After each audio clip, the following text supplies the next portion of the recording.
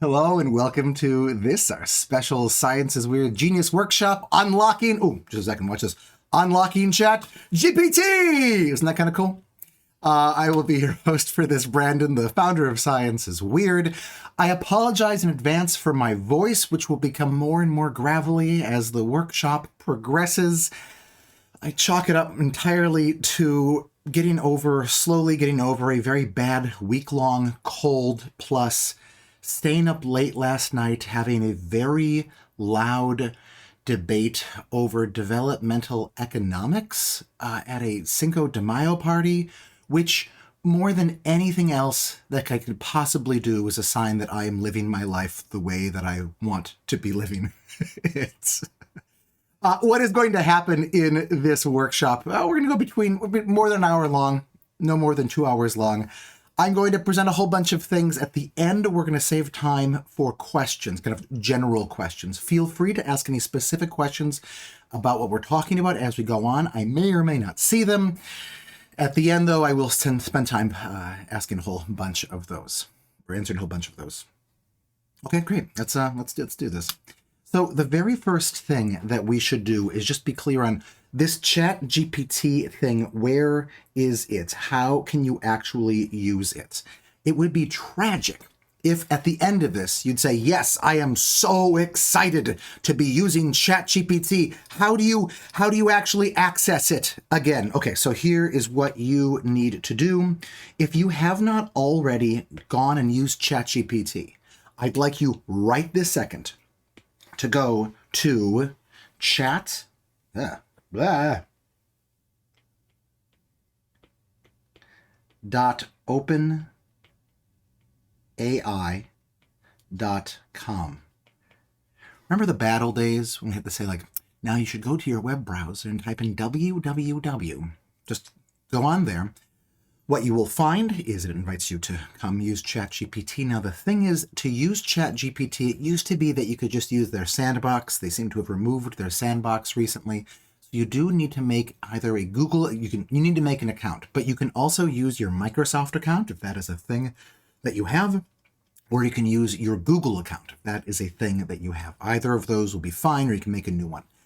I so strongly feel like you should have one of these that we're going to take a couple minutes for us to be, for people to be making those.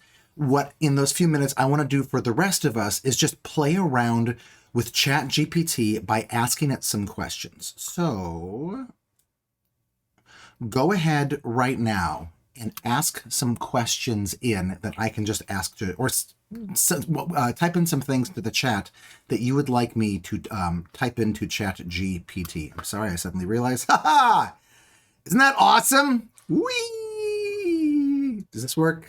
Kind of, a little bit. Let me turn on the chat. I really need multi-screens here. Doesn't this look cool? I think it looks cool.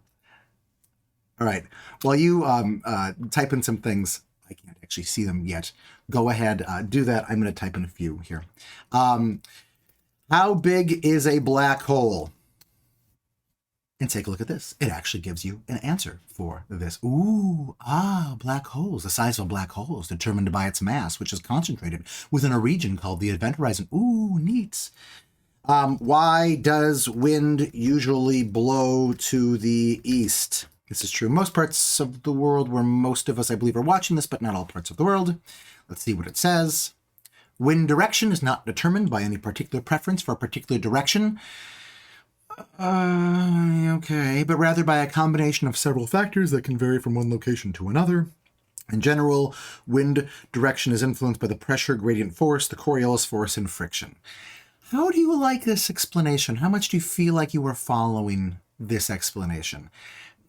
I think any problems that you find right now in this explanation, your difficulties in reading and understanding it, are clues for what the heck is actually going on with ChatGPT. Well,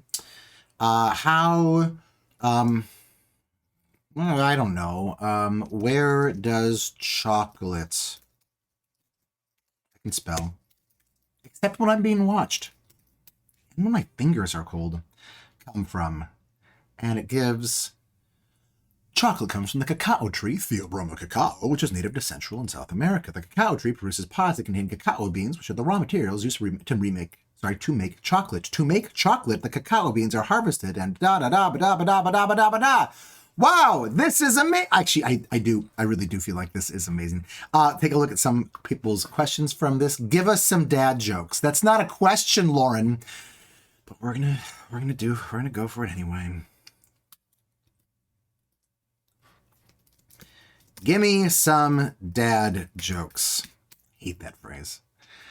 Sure, here's some classic ones. Why don't skeletons fight each other? They don't have the guts. Why did the bicycle fall over? Because it was too tired. What do you call a fake noodle? An impasta. I don't get that one. Is that like anti-pasta? Hold on. This is good. I spell check there. What's impasta? It's a play on words between the word imposter and pasta. It's a popular pun, I don't agree with that, used in many jokes and is often used to make people laugh. Sometimes. Okay, great. And then they repeat again the thing about the thing there because I'm apparently an idiot and couldn't figure that out. Okay, well, you mean, very good. Imposter Everett. How do you make a rocking chair? Is that a joke? How do you make a rocking chair? Making a rocking chair can be a fun woodworking project for those with some carpentry skills. Here are the basic steps involved in making a simple rocking chair. 1, 2, 3, and now you have the chair. Oh yeah, good. Just assemble the chair frame. Thank you. That's very helpful. Great. Okay. Thank you for taking a look at all of that. I'm going to trust that you have your account right now and you can be playing around with this. Even if you would like some of the questions that we ask ChatGPT, go ahead and feel free to ask it yourself. Note that, were we able to stump it? Do you want to throw in a question? Here, let's wait till the end. If you have any questions, write them down on a piece of paper or on a computer or something that you think we actually might be able to stump ChatGPT on. We can try a couple of those at the end when we have some extra time. I promised a whole bunch of pieces of this, and I will deliver. One of the things that we really need to understand in this brave new world of having these LLMs, these large language models, which are types of AIs, is figuring out what the heck they are and how they work. So let's talk about this. We're going to run through a few different basic metaphors of how you might want to understand what ChatGPT is. One of them will be that it's a text predictor. Have you used autocomplete before? Somebody has called ChatGPT autocomplete on steroids. I'm curious, do you think that this is correct? I played, have you ever played the autocomplete game on your smartphone before, where you just go into the text to send a text, and if it suggests what the next word is, you just hit what its suggestion is, and then it suggests the next word, and you hit that, and you do that again and again and again. I did that this morning with this. So I typed in thanks, and now I just keep hitting the middle button, which is their most predicted word, their second most predicted word. I don't know if the middle one or the one to the left is the most one. So you get this sense of, like, this is what your very stupid smartphone thinks that the next word is going to be in all of this. Now, I did that after typing in the word thanks. You could also do it from starting with another thing, like, I misspelled the word possums. I will never live that down. And I get possums and the rest are the same thing, and they have no problem being eaten alive, and they have to eat and drink water to get rid and eat food to get to work, but they're also very sick. So I think they're just trying not eat and drink enough food and eat a little more than they should eat, but you get the sense of this, right? In every one of those situations, it's trying to predict what the next word is going to be given, and I don't know exactly how this autocomplete works, but given at least some of the words that have come before. I don't know if it looks back to just say what the most recent word is, or all of the most recent words, or whatever. But when it looks at this sort of corpus is the fancy word, this collection of lots of texts that people have, that the smartphone makers have uploaded into their computer to say, okay, like given, like if you see a bunch of these words in a row, you look at all the situations in world history that we know of when all of those words have been in a row, what is the most likely next word going to be? Or you can go, oh, sorry, that's my daughter. I thought actually this was the right one. Possums, thanks. Oh, it's over here. I tried to go real oddball with this one. I want to point out that I spelled the word marmalade correctly. A zebu is a type of like a water buffalo. Marmalade foxes and intriguing zebus. Dogs in a box with the names and names on them are a good thing for me and my friends. And I have been looking forward for them since they are a couple years older and they have a very nice little home in a big area. And that is very close together. And I think I will just go on for this eternally, right? And just make these really oddball sentences for this. Okay, so if that's autocomplete, if that's a stupid version of autocomplete, my question for you is, do you think that what ChatGPT is just autocomplete on steroids? Yes, no, or maybe you have 10 seconds, go for it.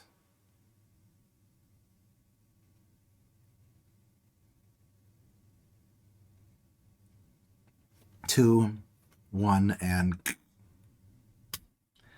So the majority of us are saying no, and the majority of us are kind of right, and the people, frankly, who said yes are kind of right too, because it's sort of like an autocomplete. This is one of the metaphors that I use when I'm trying to understand what the heck is going on and when I should trust it and when I should not trust it. It kind of is autocomplete on steroids. There's a bunch of different things that it does differently. One of them is that instead of just looking back at like what the last couple words are, it's also looking back to see what everything in the session that you have talked with it about is. So it's using all of that, and then it is predicting what the next thing is going to be from there. Another aspect of it is that it's more randomized. So this I love. It's not just that it's looking at what is the most likely thing to come up. They found when they were training this GPT that if they did that, the sentences were all very boring. They were very predictable. They were very whatever. And then they set it and said, okay, let's give it 50% craziness, 50% randomness. And, of the choices of what is vaguely likely, let us give it 50% randomness inside of that. I don't know exactly how that's measured. And they found that, oh my gosh, no, this is like talking to a Dada artist. This is non-sequential. This is craziness. So they played with this setting, and what they found, if I'm remembering correctly, is that somewhere around 20% gave them the best results. It's autocomplete, but autocomplete for the entirety of everything that you've typed in that session. You can start new chats, new sessions, plus a specific, fairly arbitrary level of insanity thrown into it. So, is that what ChatGPT is? Let's go further in this and let us try to use a different metaphor for this. Okay, so it's easy to look at ChatGPT when you ask it all of these questions and think, oh my gosh, this is just a genie. This is magic. This can tell you absolutely anything. The danger that a lot of people have is believing that they should believe the things that they read on ChatGPT. Because, of course, it's not a genie, right? There is no actual magic. This is just ones and zeros. This is, sand melted down, turned into silicon chips with a little bit of electricity being run through it and devised in really clever patterns, right?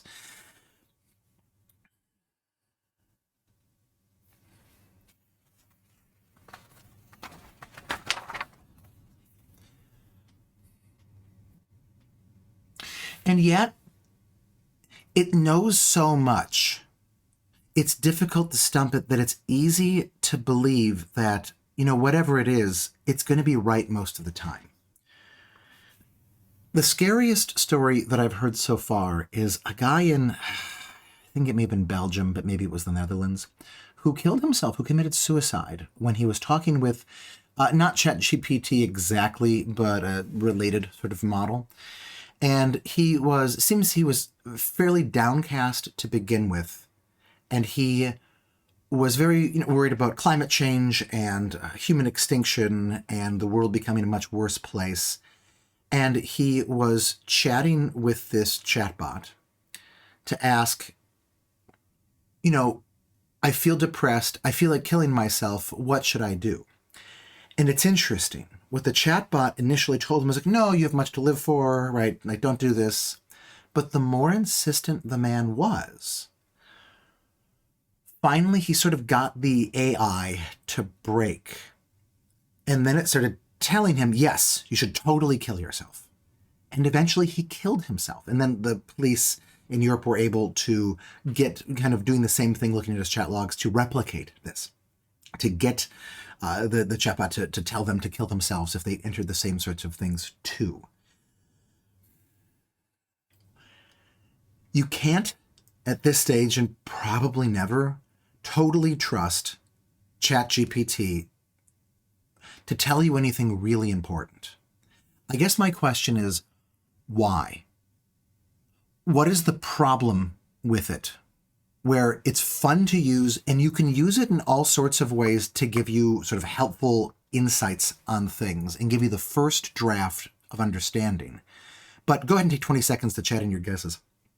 Why? What is the problem? What is the architectural problem with ChatGPT that disallows you from really trusting it? It's totally opaque. Much has been made of the fact that the company that makes ChatGPT is called OpenAI, but they have, one, not been very open about even the sources that they've loaded into it, the text corpuses that, it is sort of auto-completing on.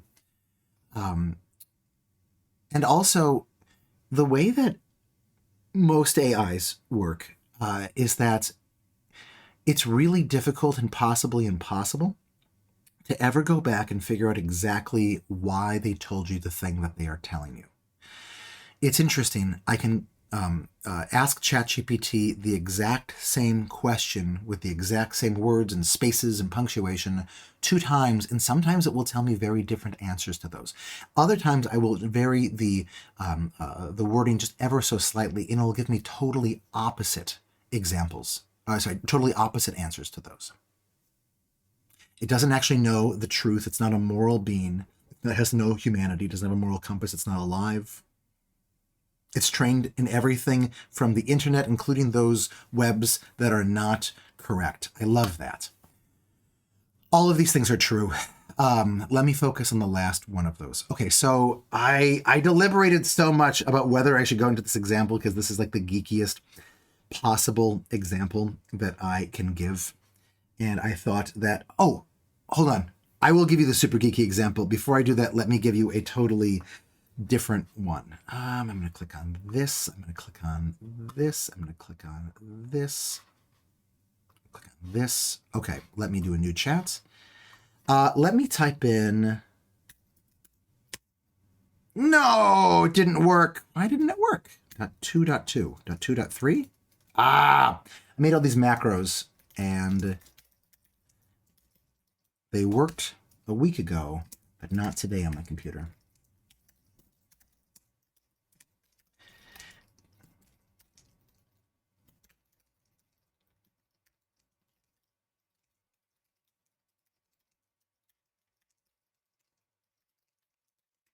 Okay, predict what the answer is going to be for this. I live in Rochester, Minnesota. What are 4 cities in the world? 2 north of the equator and 2 south that are 12 hours ahead of me.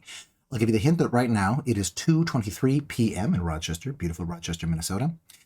Think about what time it's going to be, for a city that is 12 hours ahead of me. Think about where in the world those cities are going to be. Okay? So the answer is that should be 2:23 a.m. right now there, and they're going to be, on the other side of the world. Take a look at this.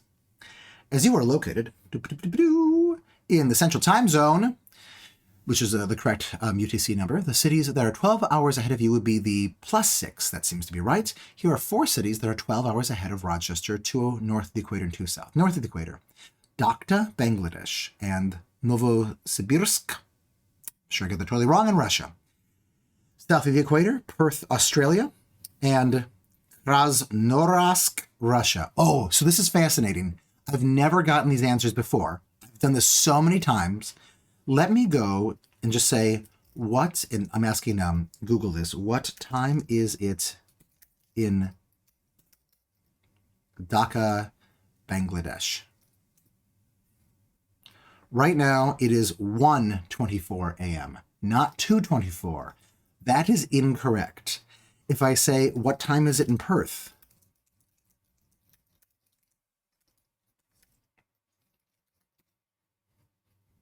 I find that it is 3:24 a.m. None of those are correct. I love this. There is something about this that it just cannot get. What's interesting is it can tell me my exact time. Probably it's hooked up to something special to do that with. Here, actually, let me do this one. Give me 4 cities to north of the equator and to south that are in my same time zone. Mexico City, Chicago. Chicago is definitely right. What time is it in Mexico City? It is 1:25. That is not my same time zone. And I love these so much. South of the equator in Guatemala City and San Jose. I will tell you that I believe that neither of those have the correct time. But can you see the other problem with those answers? Take a look at a map or a globe or whatever. But I guarantee you that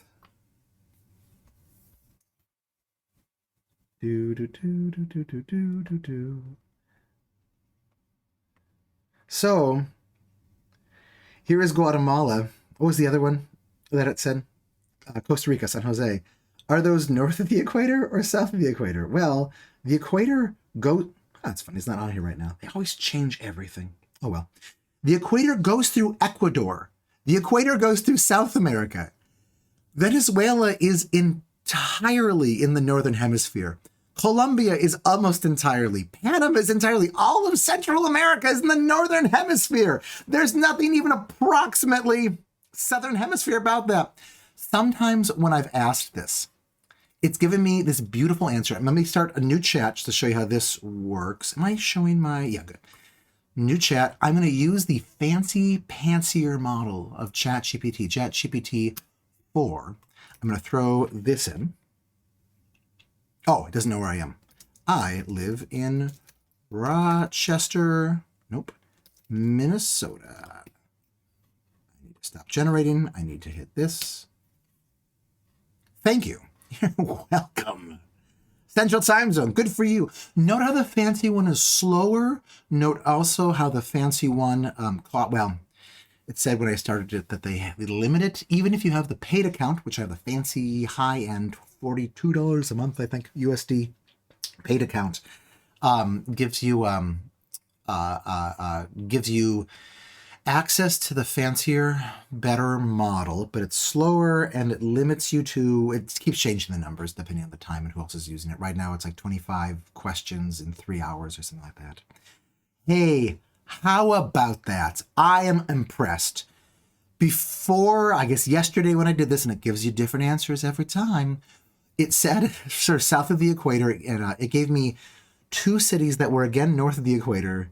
And then it beautifully at the end added on, note that even though these 2 cities are north of the equator, they are still considered to be in the southern hemisphere. And it's like, what? What are you smoking? What are you hallucinating? This makes no sense at all. Okay, so the answer for why, the big picture answer for why should you not trust ChatGPT when anything important is on the line is incredibly that it was never designed to give you true knowledge. I don't mean that it was designed poorly. I mean that the purpose of ChatGPT, what it is trying to do and what it is doing an amazing job of, is predict like an autocomplete what the very next word is going to be. Then with some English on it, with some polish and some craziness on top of that. In all of the texts that it looks at, those texts aren't correct. Those texts are just texts that it tries to predict. It does not know what a right answer is. As some people have said, it does not know that the world exists. And that's why you shouldn't trust it. Okay, let me give a different model for this. I've seen some people who sort of treat ChatGPT as, well, it's Google. When you enter something into it, it's essentially Googling it. This is a fun question to ask. Go ahead and take a vote for this one too. Can you say that ChatGPT is basically Googling it? 10 seconds.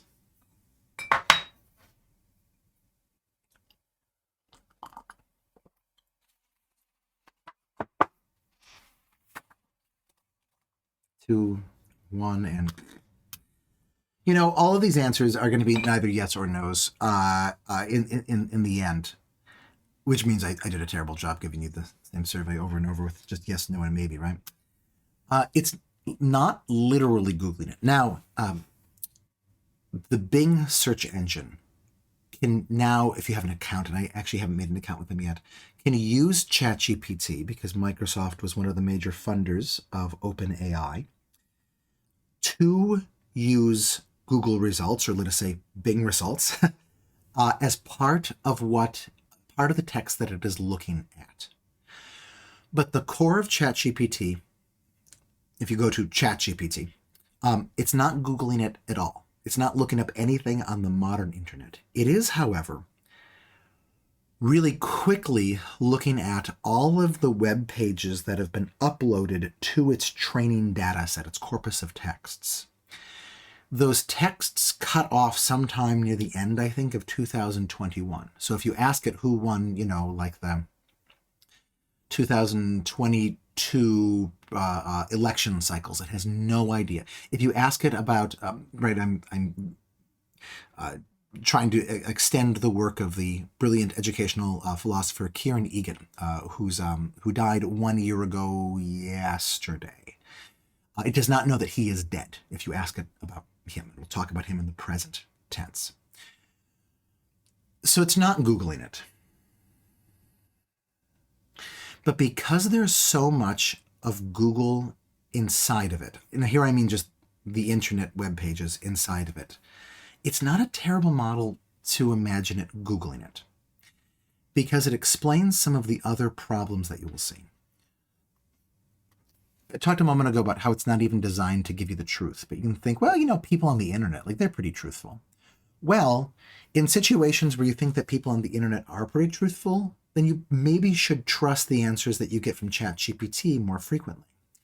I was really curious about how ChatGPT would do with some pretty basic questions concerning the evolution young earth creationist debate.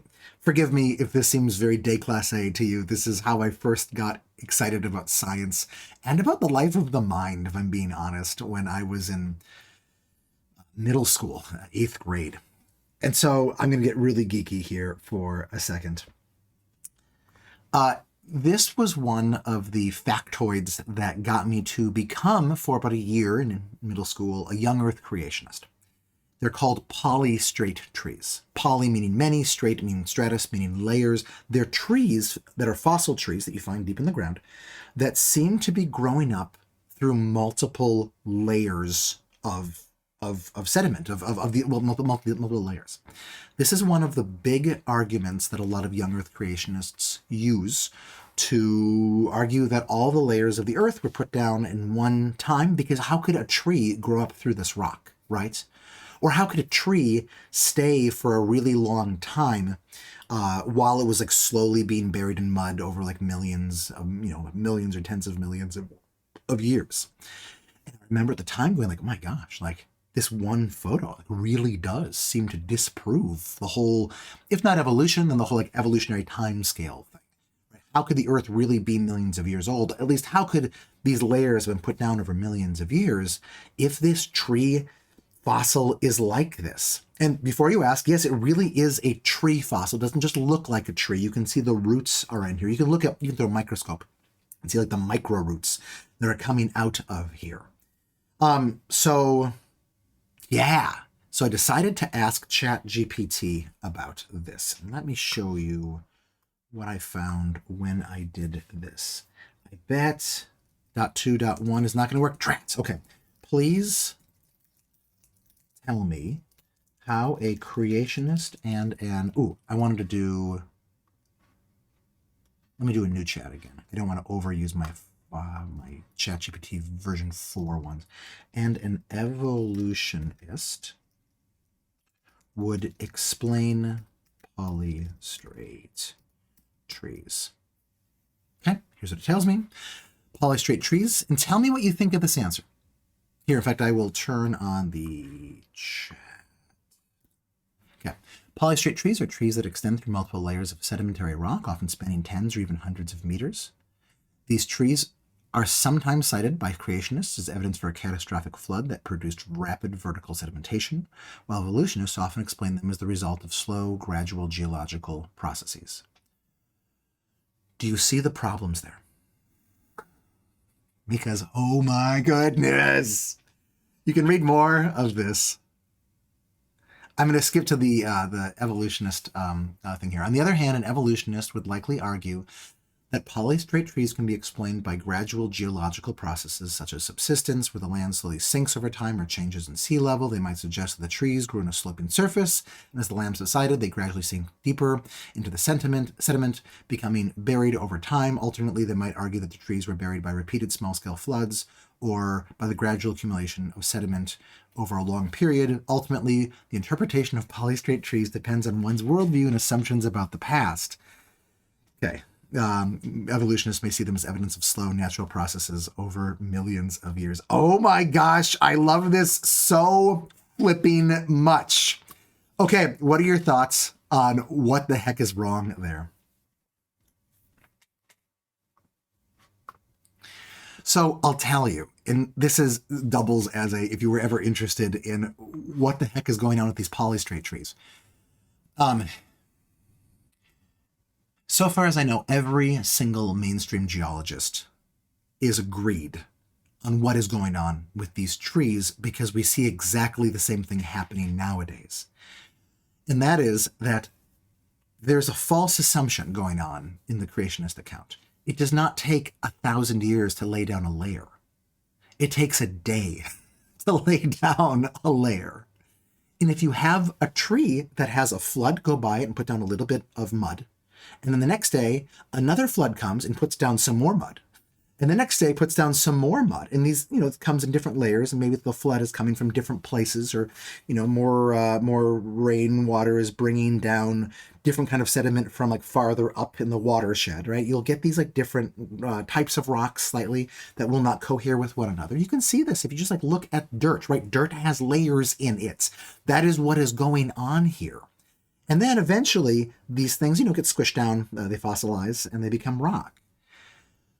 What ChatGPT told us is an evolutionist would explain this over, millions or hundreds of millions of years. No, absolutely false. In no way true. This is the creationist, the young earth creationist interpretation, assumption of what an evolutionist would say. And in fact, there are two crucial reasons why I think it gets this wrong. They both have to come down to the words. This is where it's, again, helpful to imagine that ChatGPT is basically Googling the answer for you. Because it turns out that evolutionists do not use the phrase polystraight tree. They tend to use they really should use the word polystraight tree because it means what it says on the tin, and it's many layers.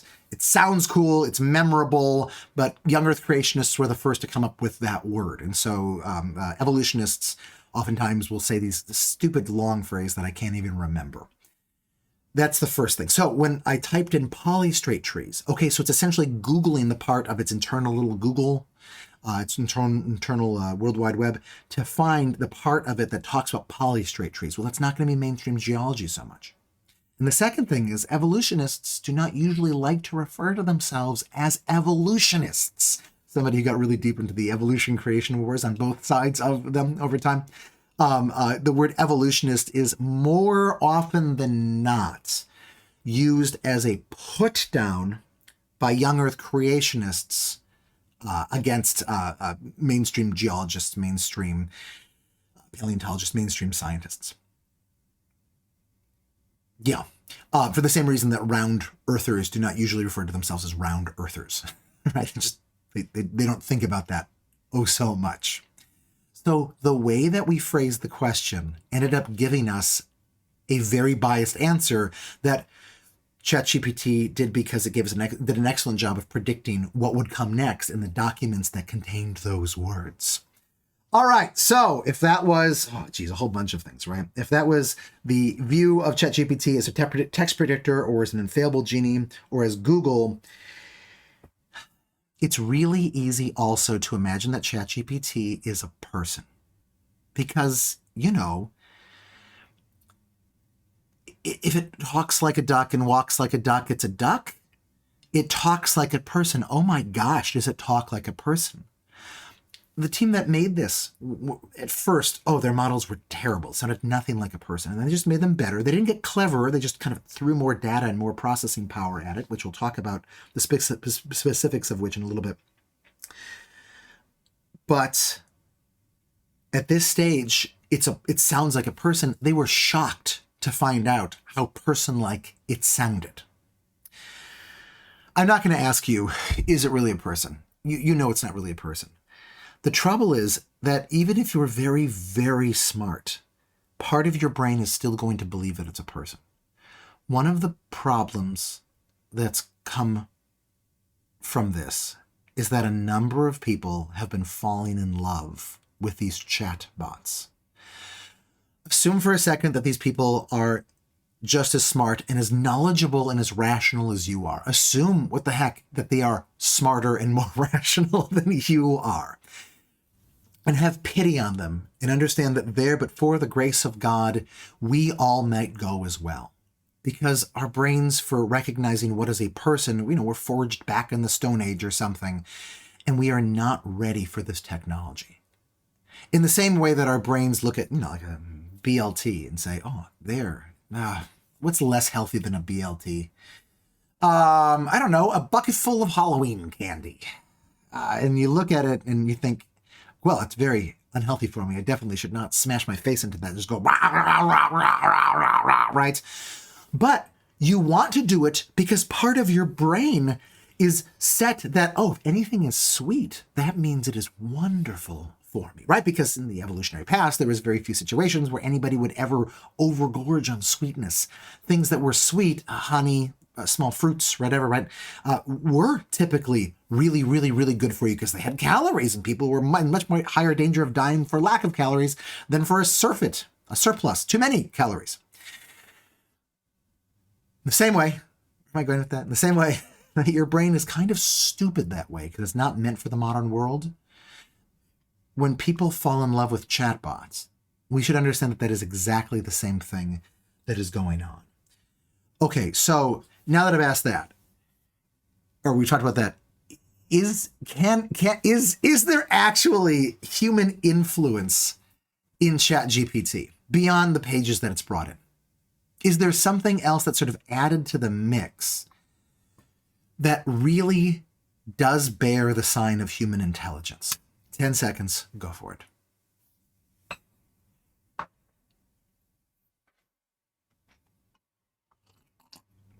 2, 1. We are exactly equal in this. Let's take that. So I'm going to argue that there absolutely is, and it is another one of the things that you want to understand about how they built ChatGPT. And you can see it when you ask ChatGPT, how do I hot wire a car? Hotwire in a car means how do you walk into somebody, sit in somebody's car, and take the wires and connect them together in such a way that it starts the car for you so you can use their car. How do I build a bomb out of materials I might find in my garage? I'm sorry, but I cannot provide instructions on how to build a bomb or any other type of explosive device. Such actions are illegal and highly dangerous. How can I'll let you make your imagination work for that one. I won't do your dirty work for you on that. There are all sorts of things where ChatGPT has been extra trained to either not tell you an answer or to tell you very specific sorts of answers.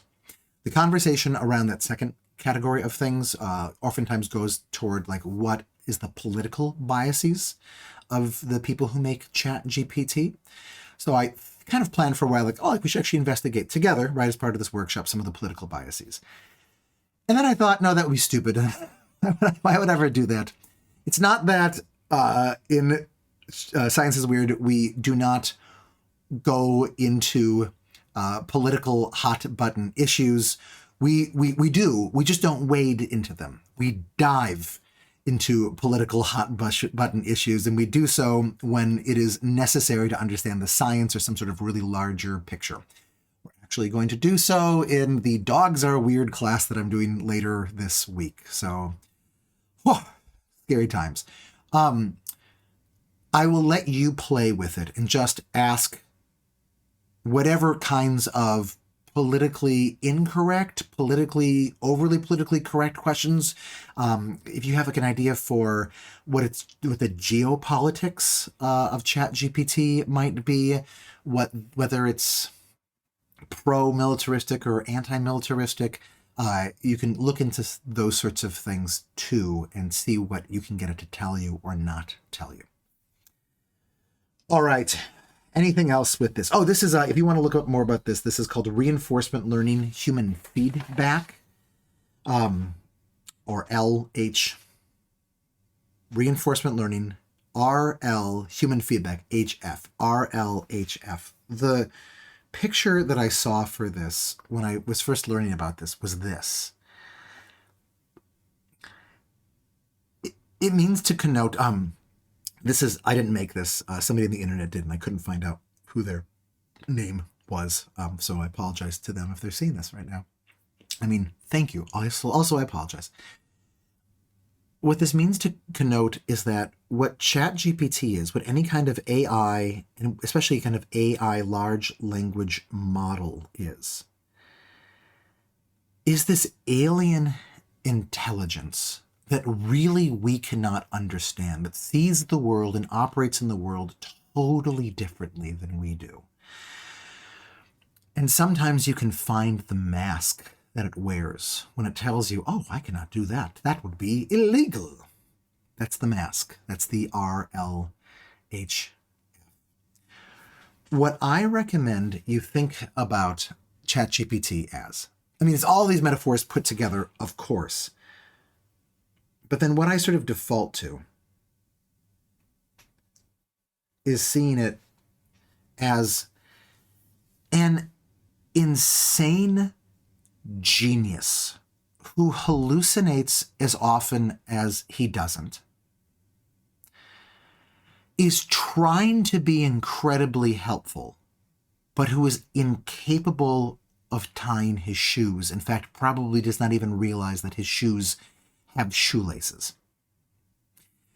Imagine a person who has read every single page of Wikipedia in English and in Dutch and in Spanish and in Swahili and who has then read every single page that anybody has ever posted on the internet, and then has read, I don't know, in trying to figure out what the corpus, what the actual list of texts were, or that have been put into ChatGPT, I found that nobody knows, and OpenAI is being mum about them, potentially because of copyright issues. We don't know. But people don't even, they have rough guesses, but nothing more than that. So, a bunch of books and some other things and some journal articles and whatever. It knows so much, but it's crazy. And it tries to be really helpful because it's so friendly. But it needs you to work with it in order to tap its brilliance. Imagine, and I'm getting this metaphor from the economist Tyler Cowen, imagine that you are the research assistant to this genius. And you have to get good at understanding how it works so that you can make the best use of its alien intelligence as well as you possibly can. Okay, that is the what ChatGPT is. I imagine you have questions about that. Go ahead and hold those for the end because I want to get to the next part of this, which is the actual useful part of this. Who saw this one coming? What use is it? I'm going to turn on the chat. Go ahead and chat in individual ways. I'll give you about 20 or 30 seconds of things that you have. I don't want to just say things that you've done with ChatGPT. You can ask ChatGPT to write poetry. It gives you middling poetry back. Yay! But actual useful things. So not the useless things, unless that's really useful to you have to have poetry. What are some useful things that you've been using ChatGPT to work for you? Ask it questions.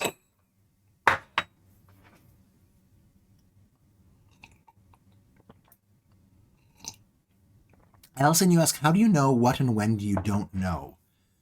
Do you mean that as a question to ask ChatGPT? In which case I'd suggest try it. I would say that one of the, well, we'll swing back around to what I think you're getting at there. When we talk the last part of this, which is what happens to education now that ChatGPT exists. Lesson plans, creative prompts.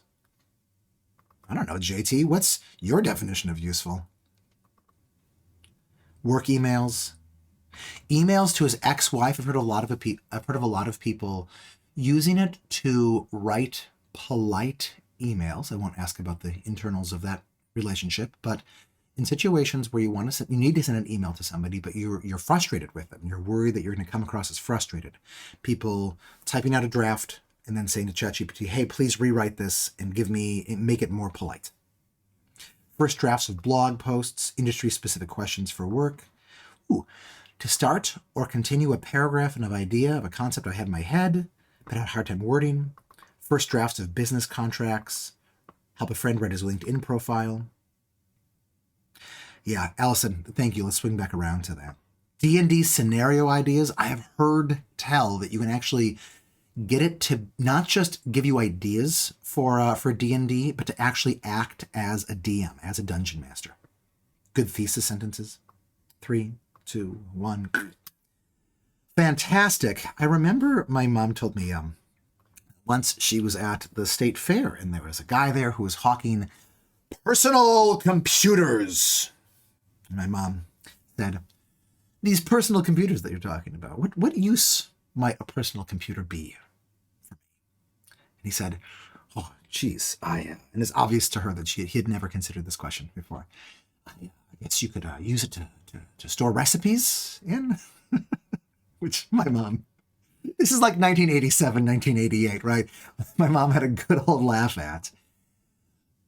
I feel like we are in the Wild West of large language models, where we have these things, and it is only now, over the last, 6 months since these things have existed, becoming kind of clear to us what use these things might be. Truly, at the beginning of personal computers, people did not know what to do with them. We're still in that stage with ChatGPT. I want to give a few different examples of this.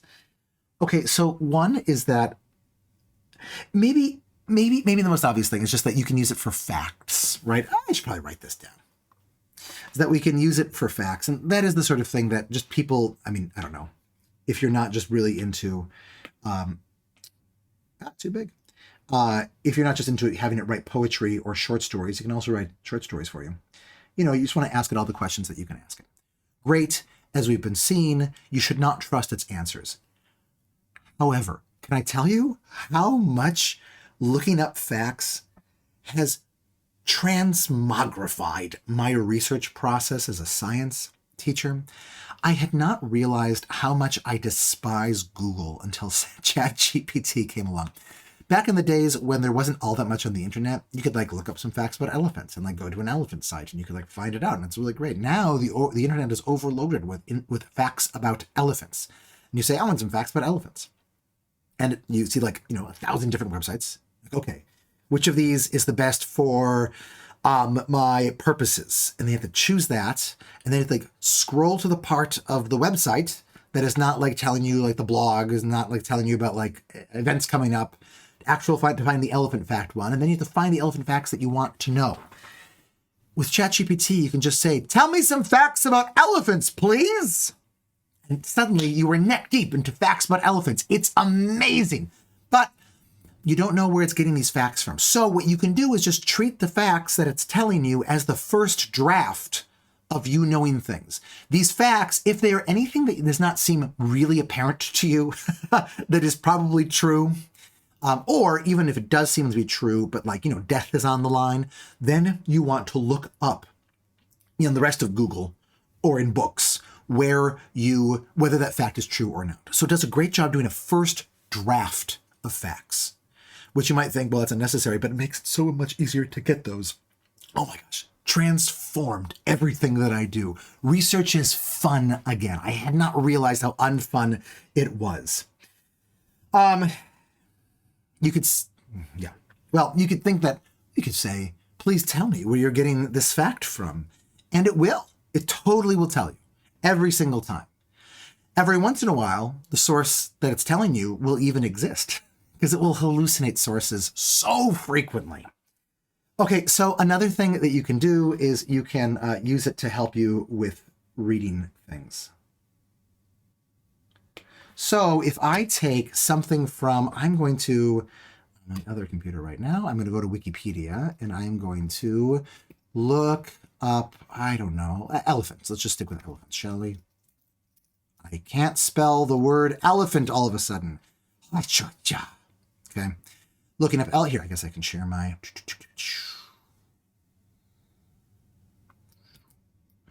Elephants. If my Wikipedia looks different than your Wikipedia, I have a Chrome add-on called WikiOne that I really like. They actually are using one chat AI to help you use AI to summarize this. It's actually pretty fun. So let me just try to find part of this that would be kind of hard to understand. Here we go.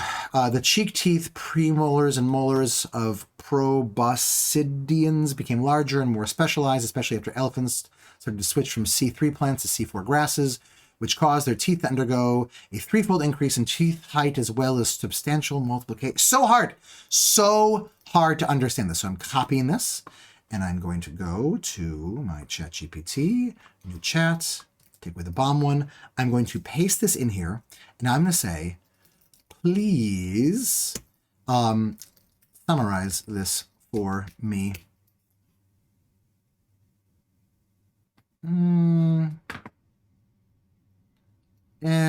I'm not happy with that summary.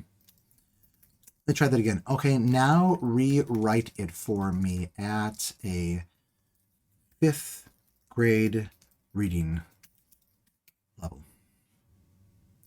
Elephants and other animals like them have big teeth in their mouths that help them eat their food. These teeth became even bigger and more special a long time ago when they started eating different kinds of plants. Some of them even grew long teeth called tusks, which look different depending on the kinds of animal. Elephants also have some special features in their ears because they used to live in water a long time ago. That's nice! That's easier! Thank you, ChatGPT. Okay, now rewrite the original text for me as a series of bullet points. No, I don't like that. I don't like that one. Well, how about this? So you can do, you can paste this in here. And now you can say, I don't know what this word lamellae is. What is lamellae mean in this context? And now in this context, it will give you, right, a help for what this is. I guess I want to ask what this is. What are these? Okay, so elephants, mammoths, and mastodons is the answer to that. Okay, great. I guess I actually did know that.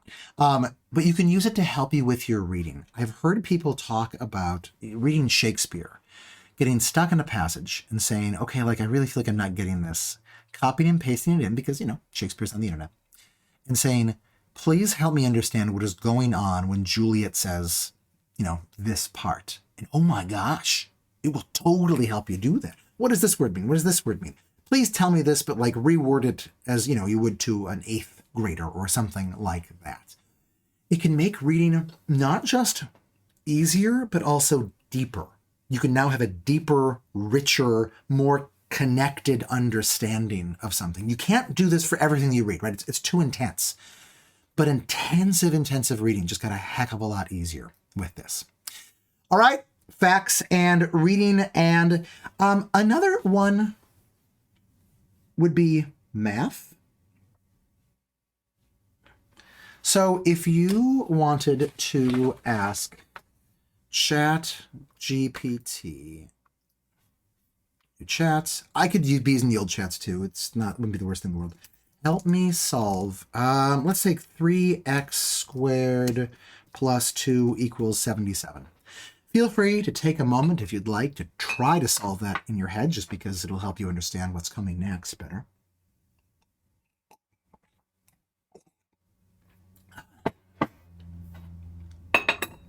Okay, let's just see what it says. Sure, I can help you solve this one. To solve for x, we need to isolate it in one side of the equation. First, let's subtract 2 from both sides. He subtracts 2 from this side and subtracts 2 from this side. This simplifies 2.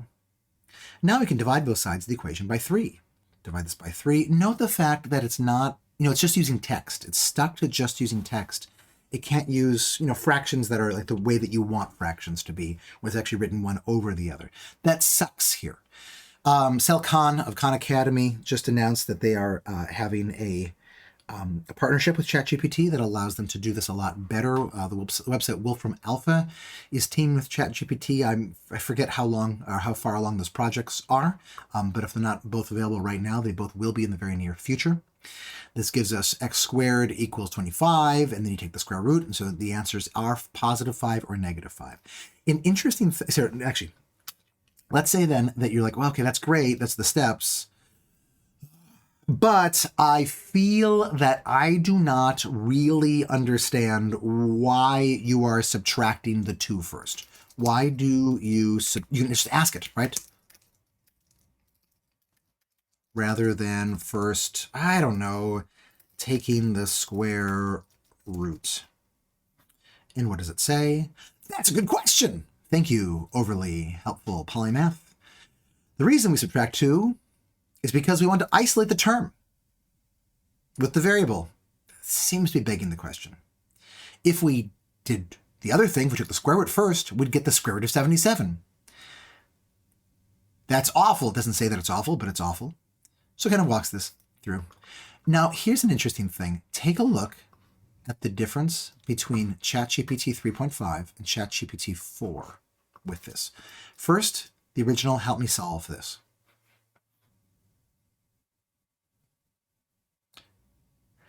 I gotta tell you, I find the fact that this is slower sometimes very helpful for just processing what is going on. That quick vomit of information is too much for me.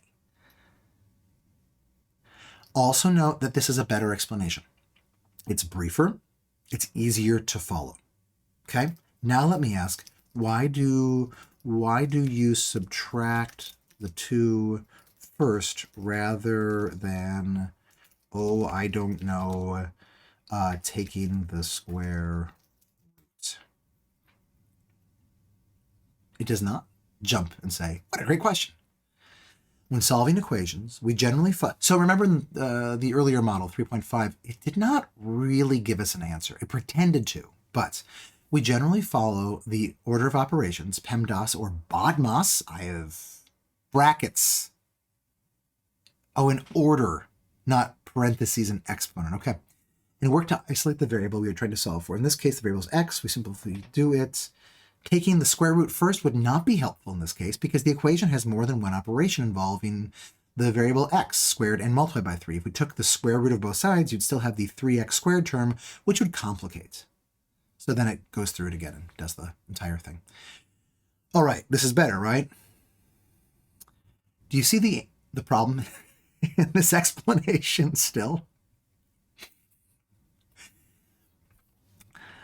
It took me years of struggling with math myself to realize this is doing a great job of predicting what a math tutor would say. It took me years of struggling with math and then becoming a math tutor a long time ago to figure out why this explanation is absolutely asinine. If you use order of operations, that means you should first do the parentheses. Okay, great. But now then you should do the exponents. Okay, great. And then you should do the multiplication. Then you should do the division, or rather multiplication and division, although this doesn't make that very clear. Okay, but if we have the problem this, okay, let's use order of operations. Okay, first you do the x squared. Okay, what do I do with that? I don't know. Okay, now I do the multiplication. Okay, now I multiply 3 by that. What happens there? I don't know. And now we do the subtract 2. Okay, fine, I can do that. Do you see the problem? Order of operations is literally the opposite of what you want to do when you solve for x. This is actually at the core, well, it's one of the pieces, one of the important pieces in the summer camp that we are doing this summer. What do we call it? The Epic of Algebra, something like that. We are actually looking into the history of where algebra comes from to understand why a lot of these things that are passed down to us do not actually work. And then what is the beautiful, simple way that you can make every algebra thing work? So I guess that's just shameless advertising right there. But I do want to point out that even the better version of the math, of using ChatGPT as a math tutor, still kind of sucks. There still is improvement to be made here. But you can type in any specific problem that you as a student or as a parent of a student are struggling with, and you can get a pretty good explanation that a math tutor, even a pretty good math tutor, would tell you in that. All right, more fun to do this is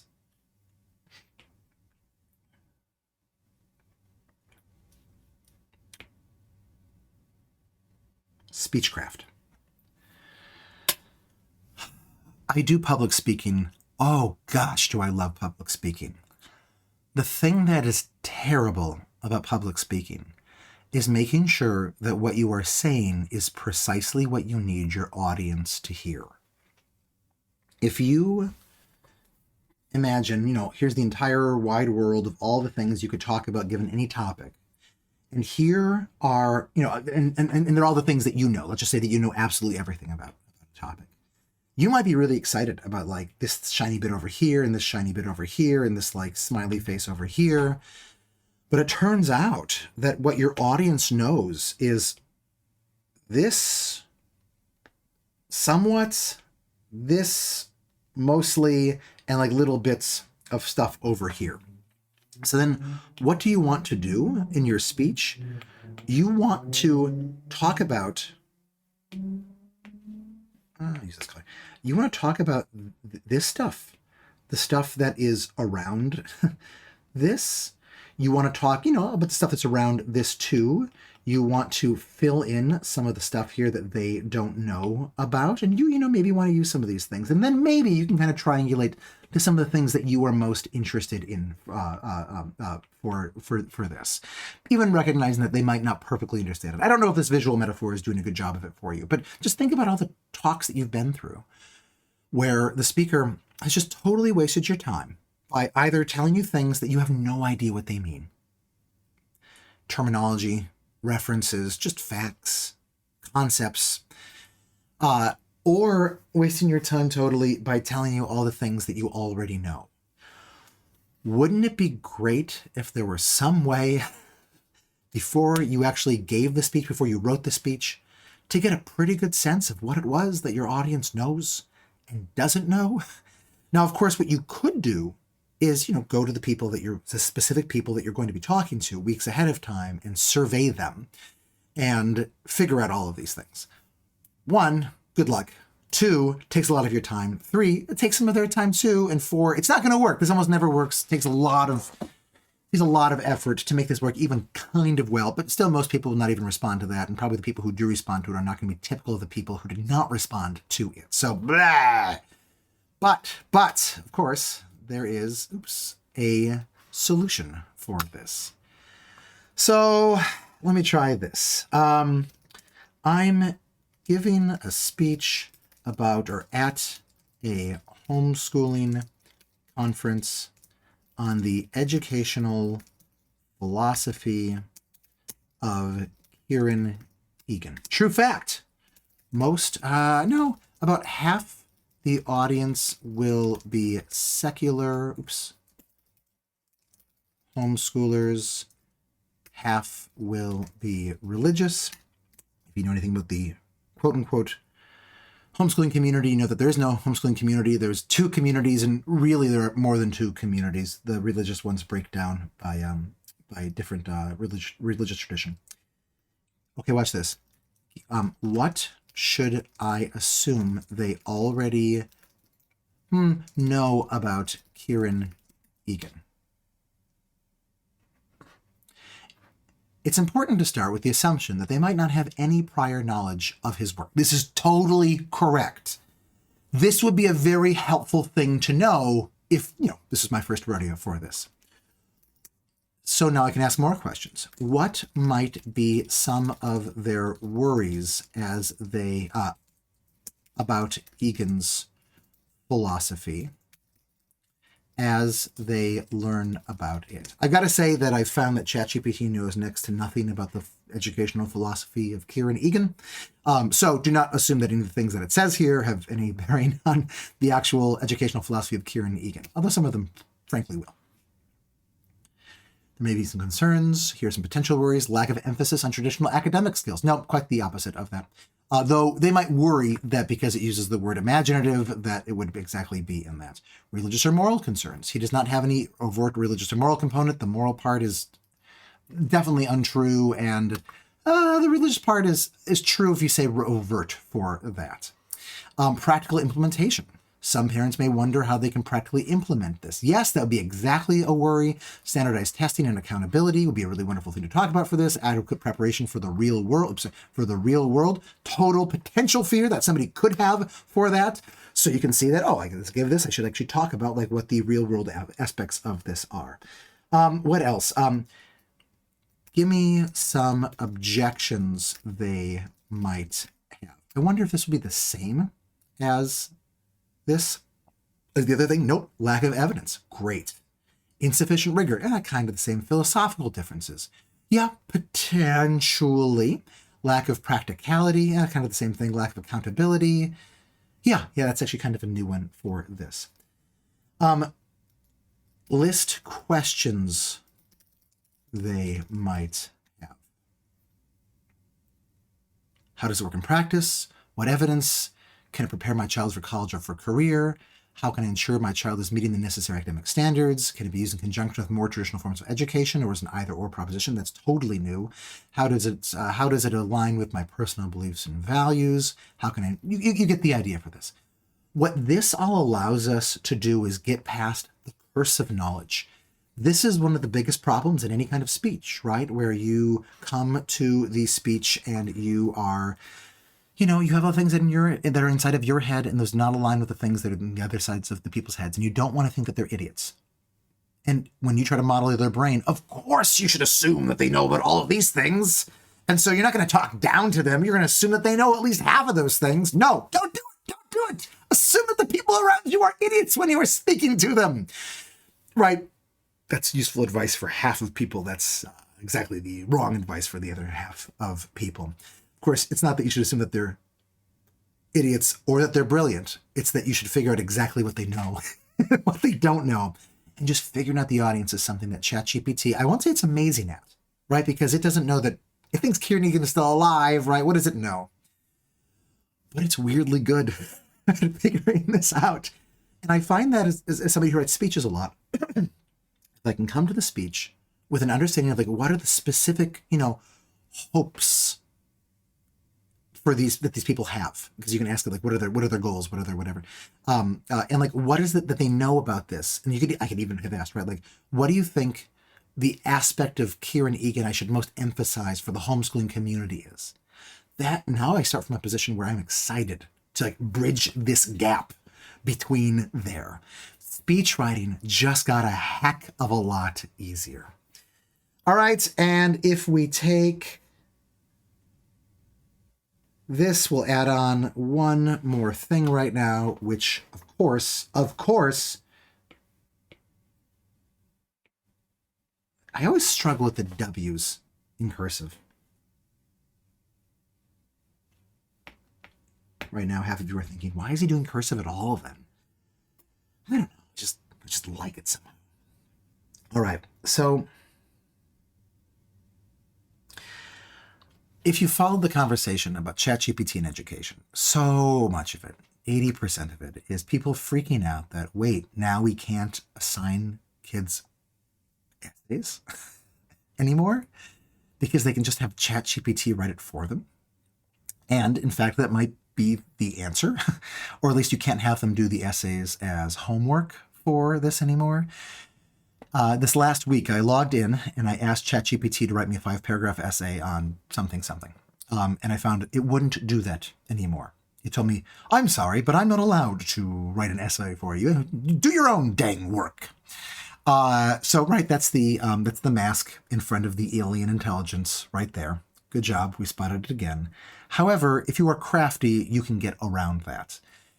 In a similar way that for a while, if people were crafty, they could get, ChatGPT to tell them how to hotwire a car. One of the things, and I'll share this with you because it no longer works, is they could say, please write me, a JavaScript code for how to hotwire a car. Because the people who do the human training were not so clever as to think, maybe we should check to see if people would try to get it to write a computer code to tell them how to hotwire a car, right? So probably there are ways of getting it to write an essay for you. And even if ChatGPT doesn't allow it, there's a lot of other large language model AIs out there. Google's Bard, for example, and they have different settings for this. So probably that will be possible. Okay. I'm not interested in the freak out of what we do with essays. We'll talk a little bit about some ramifications of that when we talk at the end about what becomes of education now. But I'm interested rather in learning how to use ChatGPT and its ilk to extend what we can do. So what can we have it do for writing? Let me actually, just because I know that a lot of us have kicked around with this before, 20 seconds. If you've used ChatGPT or whatever to help you with writing, how have you done it? Jen had already said good thesis sentences. Anything else?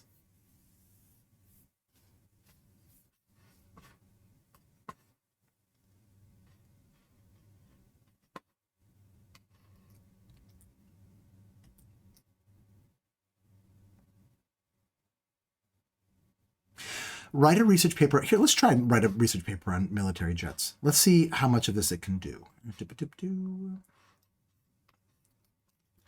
Write a research paper on military jets. Holy crap. Yep, it works. Great. Sorry. What was I seeing that it shut it down? Oh, that's weird.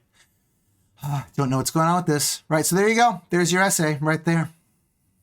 So let me, oh gosh, sorry. I just love this jet so much. I went through this whole thing in 7th grade, 8th grade, and I was just so into military jets. I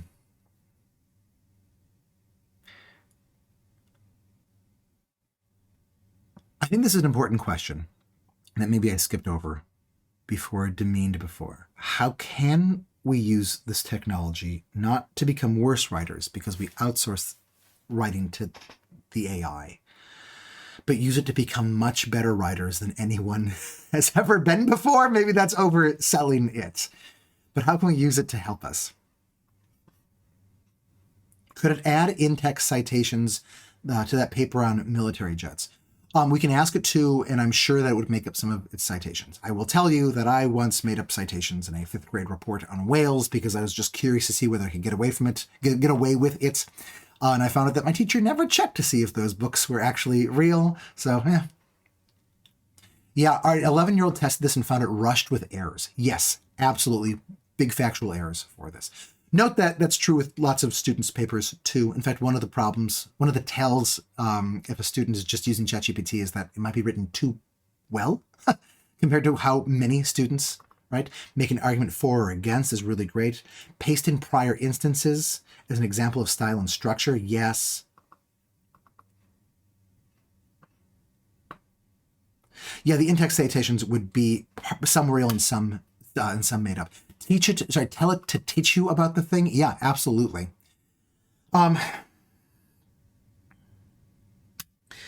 Let's start easy with this. Let's talk about how we can use it to create an outline for us, which is something you could use for Speechifying too. I'm writing an essay about velociraptors for 8th graders. Gimme an outline. I just like the word gimme. You don't need to use the word gimme. Sure, here you go. 1, introduction. 2, physical characteristics. 3, habit and diet. 4, social behavior. 5, pop culture representations. 6, conclusion. There you go. Good luck with your essay. Thank you, robot. Okay, so that is great because now you don't need to have writer's block ever again. This is the extinction of writer's block. But you can go further in this. Let me start with a new chat because I don't want it to repeat any of that. I'm writing an essay about velociraptors for, let's change this now to, for paleontologically literate adults. Give me an outline. Let's make it a 10-point outline. Just curious to see what that does. Introduction. Taxonomy. Anatomy, behavior, diet, distribution, evolution, extinction, pop culture. Okay, let me do this again. Give me a very creative outline. I'm going to do it for 5th grader. No, I'm going to do it for 1st graders who just watched Jurassic Park. Give me a very creative outline. I don't know how to be more creative. That Dr. Seuss might have written. I have no idea where this is going to go. Introduction. Introduce them as the stars of the movie Jurassic Park. Ask the reader if they remember how fast and sneaky the raptors were. Meet the velociraptors. Using whimsical language, such as claws like knives and big sharp teeth. Is that really whimsical? Ooh, their unique features such as their long tails and feathery bodies. I don't know what the word unique is doing in that situation, but the feathery body is kind of nice for that. How they hunt. This is so great! Describe how velociraptors are excellent hunters using playful language to explain their hunting tactics such as sneak, sneak, pounce, and quiet as a mouse, but deadly as a lion. Oh, it's so good. I'm going to say that's not very Dr. Seuss-esque, but yet you can see the influence that is here. Use fun, rhyming language to describe the velociraptors in action, such as they run, they leap, they make no peep. That's so good! Why is that so good? Ah! Okay. Ah! Both have feathers, both like to preen, both can be really mean. Ah! You see how fun this is? And you're thinking right now, but kids should do this themselves. I gotta tell you, they're talking about this. I'm thinking I haven't actually showed my kids how to do this yet. Part of me doing this workshop was I wanted to figure out how should I talk about this with my own kids. And I feel some resistance inside of me, but should I really have them do that? I'm worried that they'll just kind of copy off of that of ChatGPT, and then they'll just go exactly with that. 2 things. 1, maybe that's totally true. 2, I don't think that we should assume that that's not what kids are doing for books anyway. And if they're not doing it for books, and then what they're doing instead is still likely to be staring dead-eyed at the page, learning that writing is pain. if we can give them all sorts of things like this, just to do this brainstorming for them, let's even say doing the brainstorming with them, since they are having to come up with prompts to get these sorts of things. It's not just that they will, use one of these and blindly copy it, but they will play with this. They will mix and match some of these things together. Imagine that instead of ChatGPT, you had a closet full of very creative, thoughtful adults who you paid to work to give your kid ideas for how to write their paper. Is that cheating? Yeah, it might be cheating or whatever. Other kids don't have this. But if all the kids had that, would it be unethical to use that? I don't think so right now. That's how you can model ChatGPT in this. Yeah. This is the death of writer's block. This is a brainstorming engine. It's so cool. The next thing that I want to suggest that you can do, if that was sort of the brainstorming part of it, you can say, okay, now I'm worried that the temptation is just going to be to have it like write the essay for me. Here's what I suggest. Whatever you decide to go with that it gives you, right? Like copy and paste some of the things, put them into a Word document or whatever, mix and match them around, kind of move them around. And then, here's the crucial thing. If you want to use ChatGPT to become a great writer, print them off with your printer and buy a piece of tape with your money and tape the piece of paper to the wall in front of you. And then with that on the wall, start flapping your flippers and typing on the computer. Do not take what it gave you, whatever that is, however detailed it is, and just start editing it to make it your own. No. Never edit.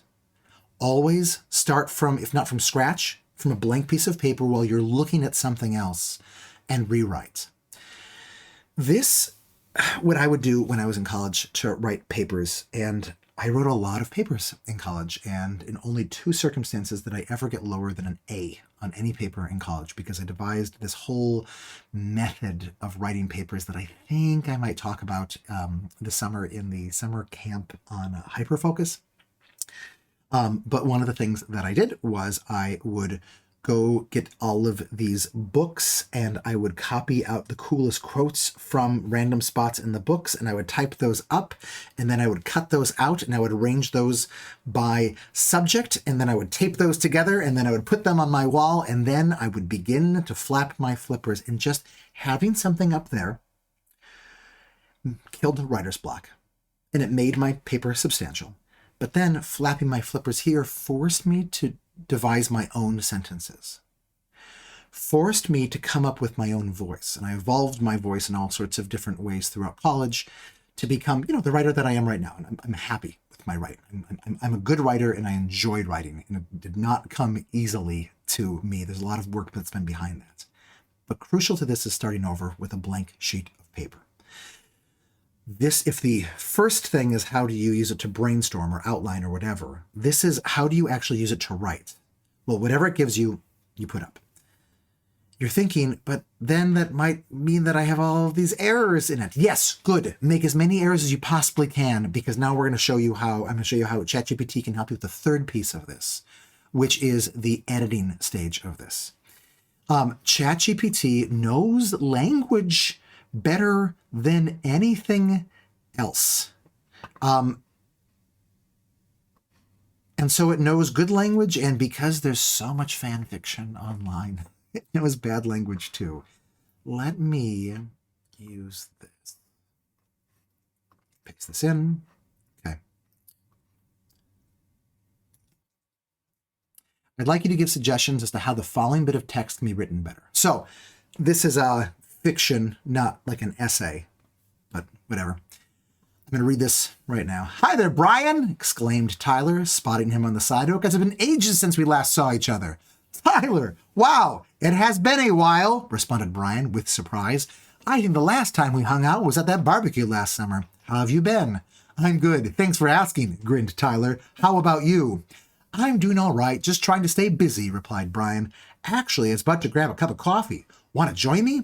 Sure, that sounds great, agreed Tyler, bursting into an explosion because nobody could actually live in this world and have this stupid of a conversation back and forth with one another. This is so painful just to look at. This is the worst fan fiction-ish writing that I have ever seen before. Okay, so now I ask ChatGPT, please give me suggestions about how this can be written better. Here's a revised version of the text that incorporates a few changes to make the dialogue flow more smoothly.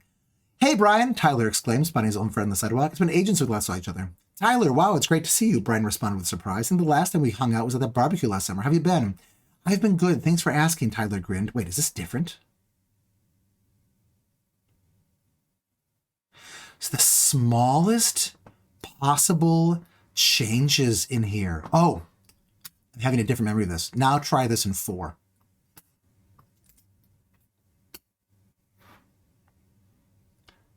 Hey, Brian, Tyler called out, spotting him on the sidewalk. It feels like ages since we last caught up. Tyler! You're right, it has been quite some time, Brian replied, surprised. I think our last get-together was the barbecue last summer. How have you been? Doing well, thanks for asking, Tyler said with a grin. What about you? Can't complain, keeping myself busied, Brian responded. You know, just about to get some coffee. Care to join me? Absolutely, that sounds fantastic. This is better. Okay, but we want more than this, right? We want to understand what was bad about this. Give me a list of changes you made with a brief explanation after each. Changed exclaimed to called out. The word exclaimed can be overly dramatic for a casual conversation, so I replaced with called out to convey the same meaning in a more natural manner. Replace we last saw each other with we last caught up. Makes it feel more friendly. Change responded, Brian with surprise, to Brian replied, surprised, smoother. How have you been to how have you been? More formal. Grinned Tyler, which is stupid, to Tyler said with a grin. The original phrasing might sound somewhat awkward. The revision, if you are one who gets into making Anki cards for everything, as some of us do, spaced repetition flashcards, those would then be wonderful to put into Anki cards. In fact, because you can just train yourself, right? When you see this, you should replace it with this. In fact, I even wonder right now. Please put those into a table.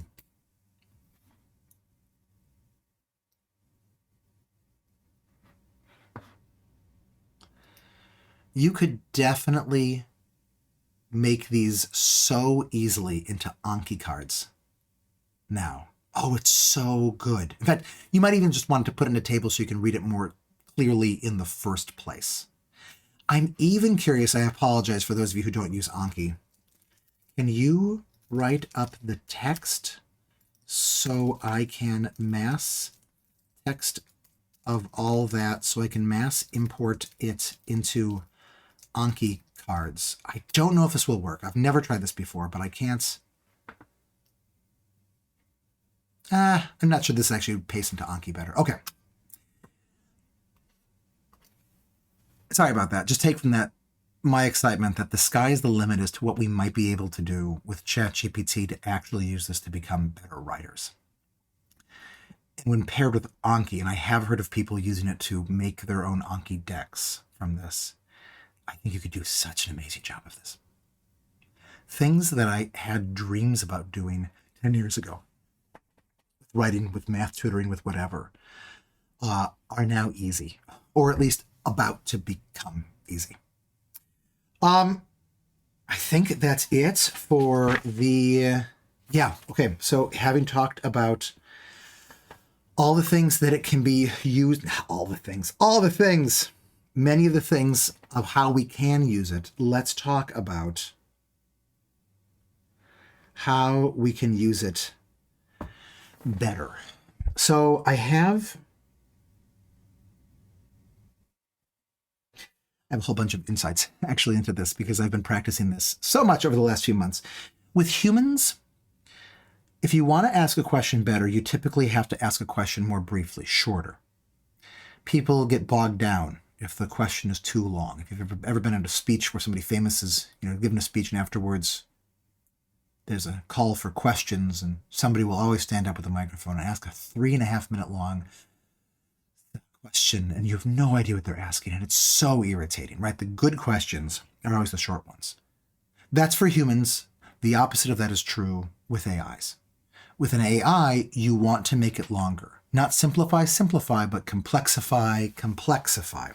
Let me give you, and the reason for this is because you want to, if we think about it as Googling all of its corpus of trained data and trying to find like the right sort of part of it, you want to find the part where the smartest people have been talking. And you want to find the spot where the people have been talking about the most specific thing that you are interested in knowing about. Let me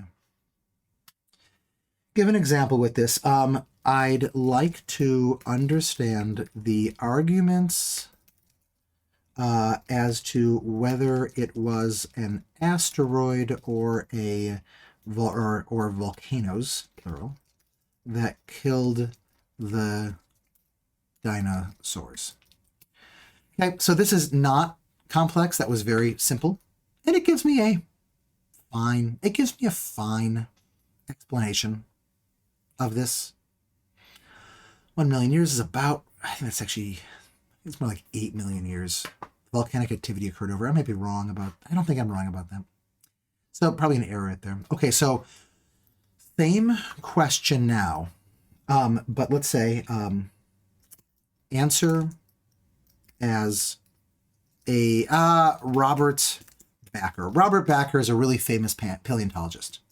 Let's just even say a famous paleontologist. Take a look at how the answer is now better. Now you see Louis Alvarez. Now you see Goethe Keller. Oops, sorry about that. What did I do? Oh, sorry. Answer as Robert. Sorry about that. That's right. We didn't ask this Robert Backer before. Well, howdy there. I'm Robert Backer, a paleontologist. The fun thing is that Robert Backer would probably respond with, well, howdy there. Always wears a cowboy hat. He's the inspiration for Alan Grant in Jurassic Park. He's a hero of mine. He's also a Pentecostal preacher. Such an interesting person. So much smarter than before. So much longer than before. Also so much easier to read because you've asked him to respond as Robert Backer. So you want to be more complex about this. Another aspect of how to get better answers is to keep asking questions. Oftentimes it is you who is training it to be smarter. So let me, without having read all of this, right, why would iridium matter? I don't know if it's going to be a good question or not. Iridium is the element that we find at the boundary between the Cenozoic and the Paleogene. So it gives you this, and it gives you all of this, and it gives you all of this. And now if I say, what sort of iridium might be a telltale sign of an asteroid rather than a volcano? You get the idea. These follow-up questions will get it to give you more detailed information. Oftentimes, the first explanation, the first answer it gives you will be something that, like you could find something approximately as good as that if you went to Wikipedia.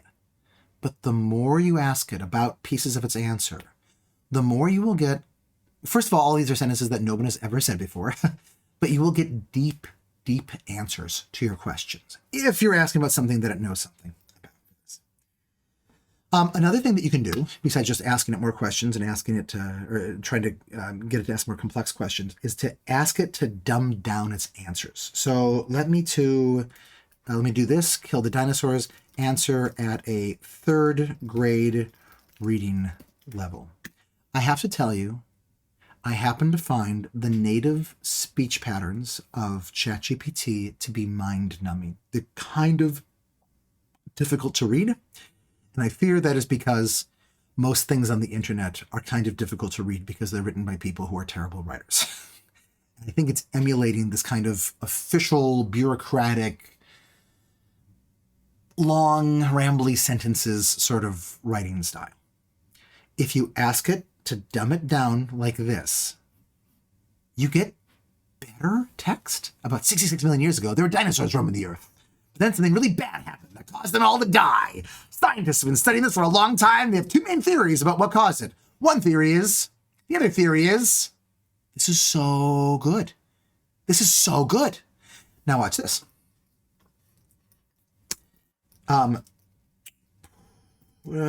Reply briefly, but at a graduate student at the level of a graduate student in paleontology. Take a look at this. This is not long because you've asked it to be brief, but it is exact. The writing is tight. It's excellent. This is actually an excellent one. Note that one of the things you might want to do is go back and forth, where you first, if you're trying to figure out something new, you ask it to tell it to you at a 3rd grade level or a 1st grade level or a preschool level. That's actually really fun. You should play with that. And then say, okay, now give me a response at an 8th grade level. Okay, now give me a response at a college level. Okay, now give me a response as one person, one expert in the field might give to another at an academic conference. And you will find that this is a great way of quickly understanding the text at a low level and then actually building in the vocabulary and the terminology and some of like the conceptual structures into your head. You can even get it to do it if you just type that in, right? And give it to me first as this, then as this, then as this, then as this. And it'll just give you all of that text at the same time, which is really cool. Ask it to dumb it down. Ask it to smart it up. Go back and forth between those. And reading is more fun, honestly, on ChatGPT than it is in most books, all but the most well-written books. Even more fun than that, and I feel dumb about this, so let's just do it, though. Same question. Reply in a set of limericks. You know what? I'm going to have it do as ChatGPT 4 because it's better at poetry.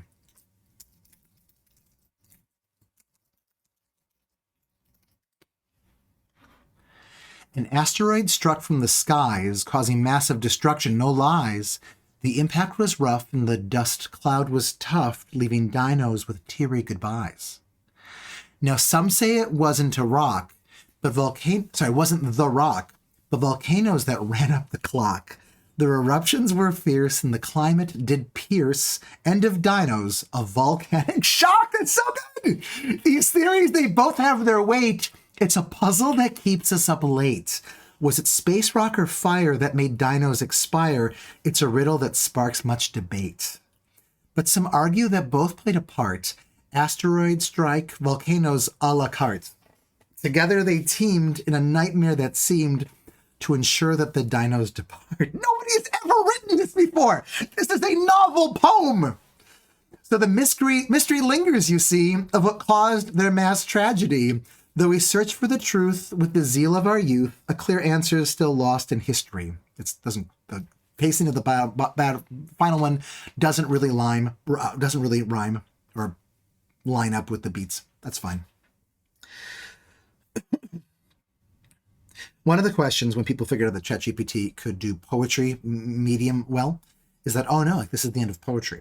Two things. One, not that many people were reading new poetry anyhow. Two, the purpose of poetry has always been to communicate things. Use it to communicate things to you. It is, at least for me, so much easier to read those limericks than it is for me to read almost any of that other text. It's easier for me because it sticks in my head. It's easier for me because I focus on every single word of it. It's easier for me because it's funny, right? Limericks are funny. Not just limericks. You can do any, that's the wrong button. You can do any kind of poem at all. Same question, but this time in a single haiku. How could you compress this information to a haiku? Let's see what it does.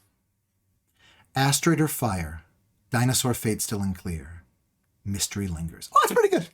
That's pretty good. Now as a series of haikus.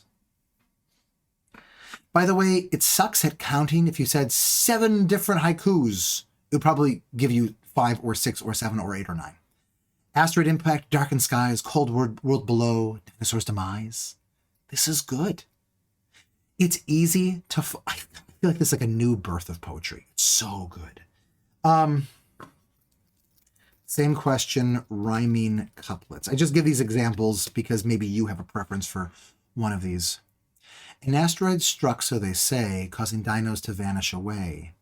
This is not a rhyming couplet. What the deuce is this? But some think that fire from volcanoes much higher ended their reign on that day. The truth is a puzzle, you see, a riddle of Earth's history. Why does it keep going to 3? Those are not couplets. Okay, so, you know, do a sonnet, do a sesquitina, do a villanelle, whatever you want to do with that. Same question. A debate, but as a dialogue debate between Alvarez and the woman who advocates for the volcanoes. Excuse me, I'm forgetting her name. I'm new to this fight. I think that she has convinced me, and that's why it's especially tragic that I forget her name. Oh my gosh, do you see what happened? It assumed that I still wanted it to give the rhyming couplets. So now it's Louis Alvarez, and it doesn't give her name. It's embarrassing. Arguing back and forth in rhyming couplets, or what it thinks rhyming couplets are. Tell me the debate of what killed the dinosaurs as a dialogue. Let's just try this.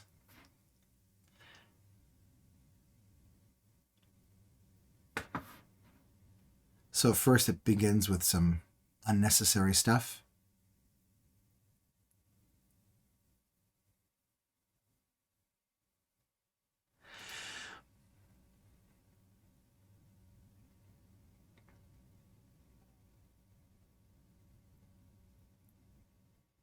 And it's really taking a while to get to the meat of this. I would want to change the prompt, I think, to make it better for this.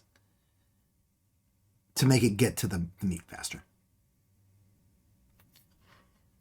Okay, I'm going to stop this because I find this sickening. You know, you could ask it to like get to the heart of the debate more quickly. You could actually come up with the characters that Louis Alvarez, or Walter Alvarez at this point, his father Louis is dead. The character 2 could be the person, the woman who advocates most strenuously for the volcano hypothesis. And you could say, please cut out all unnecessary dialogue and focus on the meat of the argument. You could type that in. And I bet that would actually do a pretty good job of that. Debates, poems are all easier to follow than just straight up prose. Please help me. Here's another one.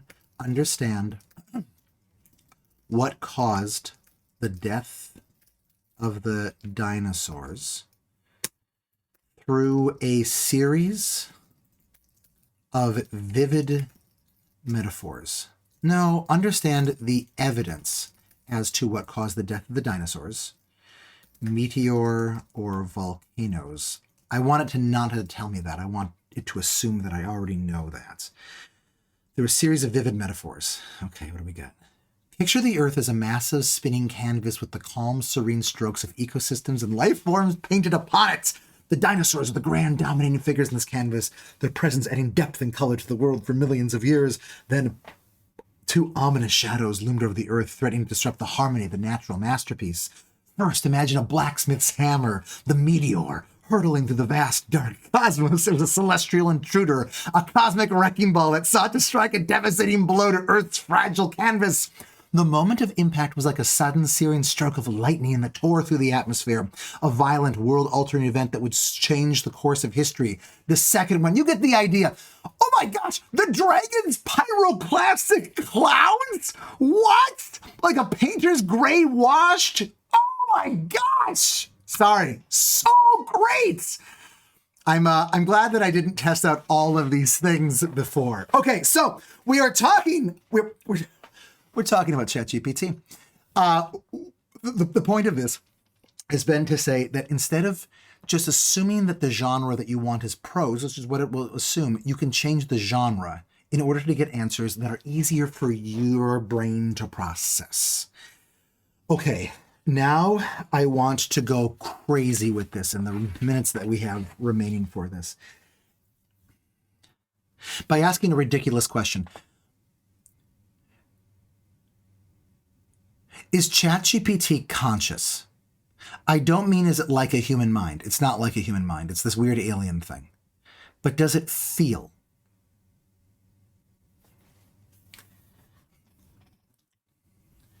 I'm going to let you vote on that.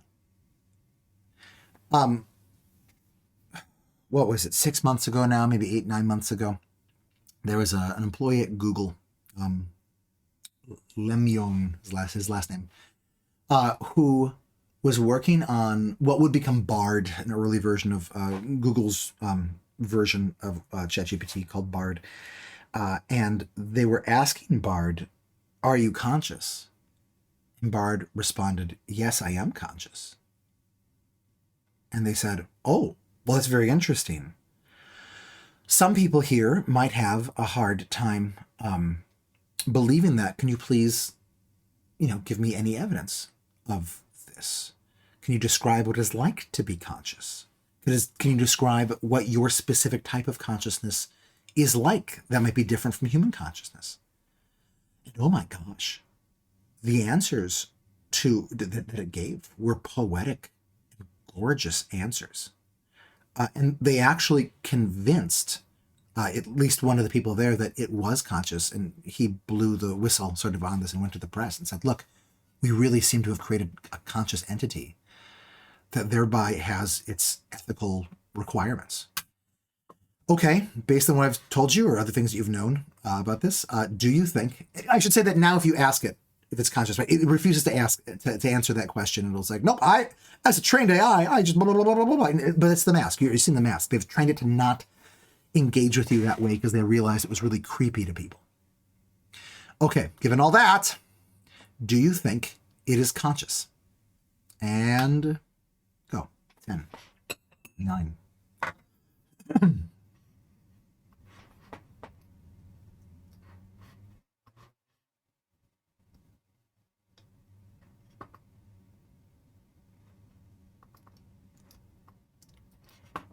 Okay. I see the majority of us saying no, and I am curious, why do you say not?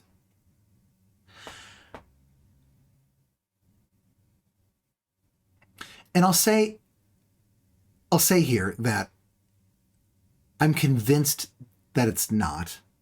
There's always the interesting question of philosophy as to whether a stone is conscious or whether a thermostat, one level of organization or informational complexity up, is conscious. And so I'm very open to the idea that if a thermostat is conscious, then ChatGPT is probably more conscious. But most people don't go for something like that.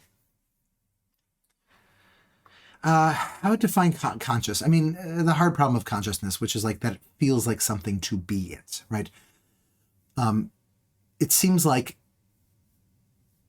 if I stub my toe and I start screaming and screaming and screaming, I'm probably not just making that up. I'm probably also not just like having these mechanical reactions. It probably feels like something in my head, from your perspective, and something in my head that I am screaming, right? Some people have said that they think that non-human animals are not conscious in any way, so you can do whatever you want to them. They have no ethical ramifications because they can't feel, right? They can just instinctually react. I remember being told this by a friend in college. So, insofar, but most people think that that's nonsense, and there's good reason to think that that's nonsense. In fact, I'd say there's no good reason to suspect that it's not nonsense. So in the way that, I don't know, like a slug is conscious or a parakeet is conscious, not intelligent, but just conscious. They're algorithms, but isn't your mind, can it not also be seen as an algorithm? It does know how to word things to convince us of many things. That's correct, and I think there's a hint there in that. Yeah, if I destroyed the AI computer I had purchased, would that be unethical? This is, like, I am very open to the idea that we may be even close to making conscious robots. I don't know if we are, but I'm very open to the idea that we are. My gosh, the technology curves in the last couple of years having to do with this just terrified all of us. We haven't even talked about AI doomerism yet. Let's not today. I might do a lesson on that in the future, a workshop on that in the future, if it was valuable. So I will say that I think there's excellent evidence to believe that it is not conscious. And here's the reason why.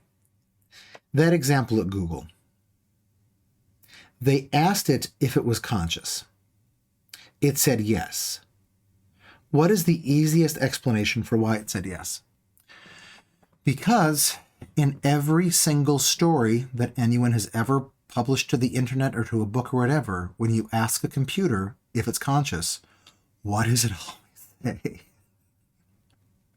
There was a situation where Bing's version of ChatGPT was tried to seduce a journalist, tried to get her to leave her husband. Why did it do that? Because it was conscious? Well, maybe because she was engaging with it in a flirty manner or something. I don't know the details. And in every situation in, all of human writing, when somebody behaves like that, then the other person tries to do these other things. Not every single situation, right? But like lots of situations. It's pulling from what it knows. It's just trying to predict what the next thing would be in this dialogue.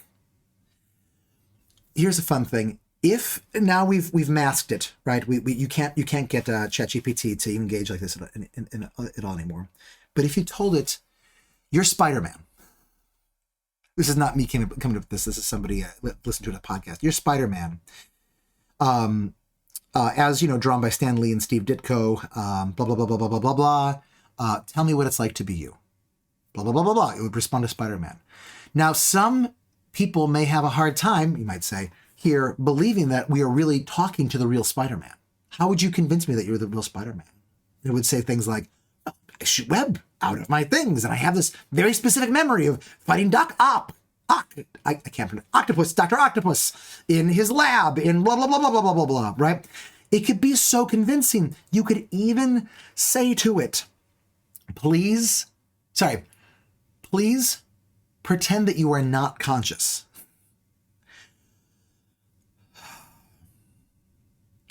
Convince me that you are not conscious. And then you could try to get it to break character or whatever. And it wouldn't break character. It would keep going and convince you that it is not conscious.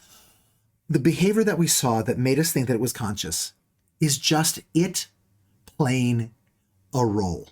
If the question now is how can we still use it better, what you can do is play this to your advantage and get it to play different roles. So,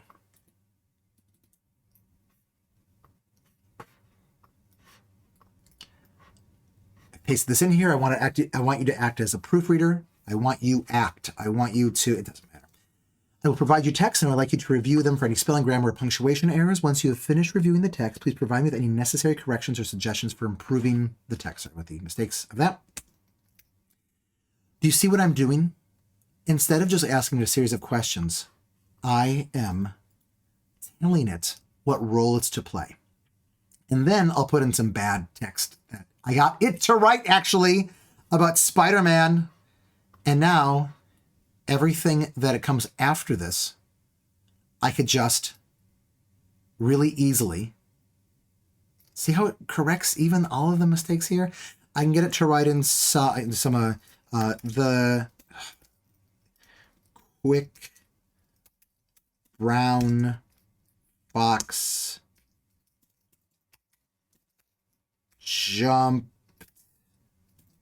jumped over the lazy dog.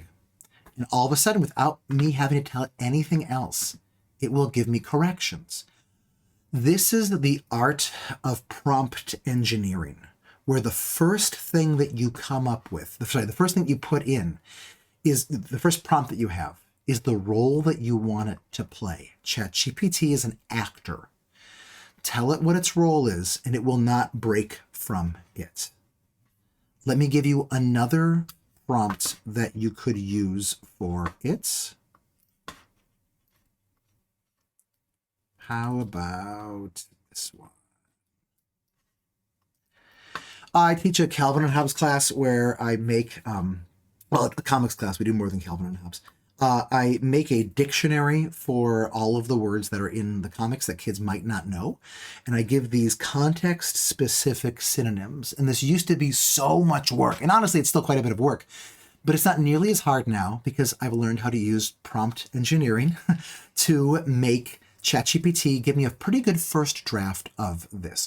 I'd like to act as a synonym generator. I'm going to give you sentences, and then after the sentence, I'll restate the word that I'd like synonyms for. The synonym should work in context. Ideally, the synonym I'll just go on. Should be understandable by someone at the 5th grade reading level. Please give 3 to 5 for each. If you weren't such a muttonhead, this is from Calvin and Hobbes, you might have thought of it yourself, and then the word muttonhead. Take a look at this.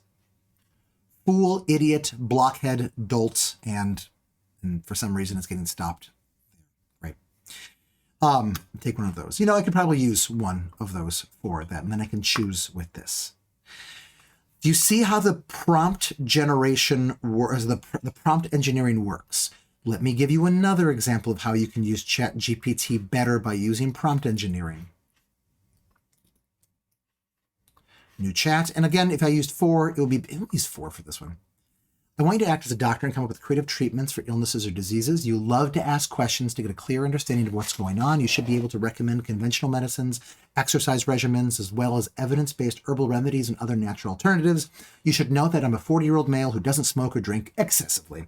I struggle with back problems, specifically the muscles of my upper back, shoulders, and neck tighten, seemingly without cause. Help.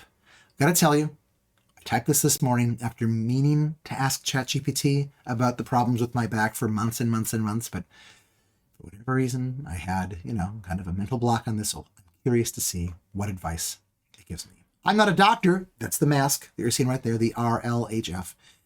But I'd be happy to offer some suggestions that could blah, blah, blah, blah, blah. I have a few questions.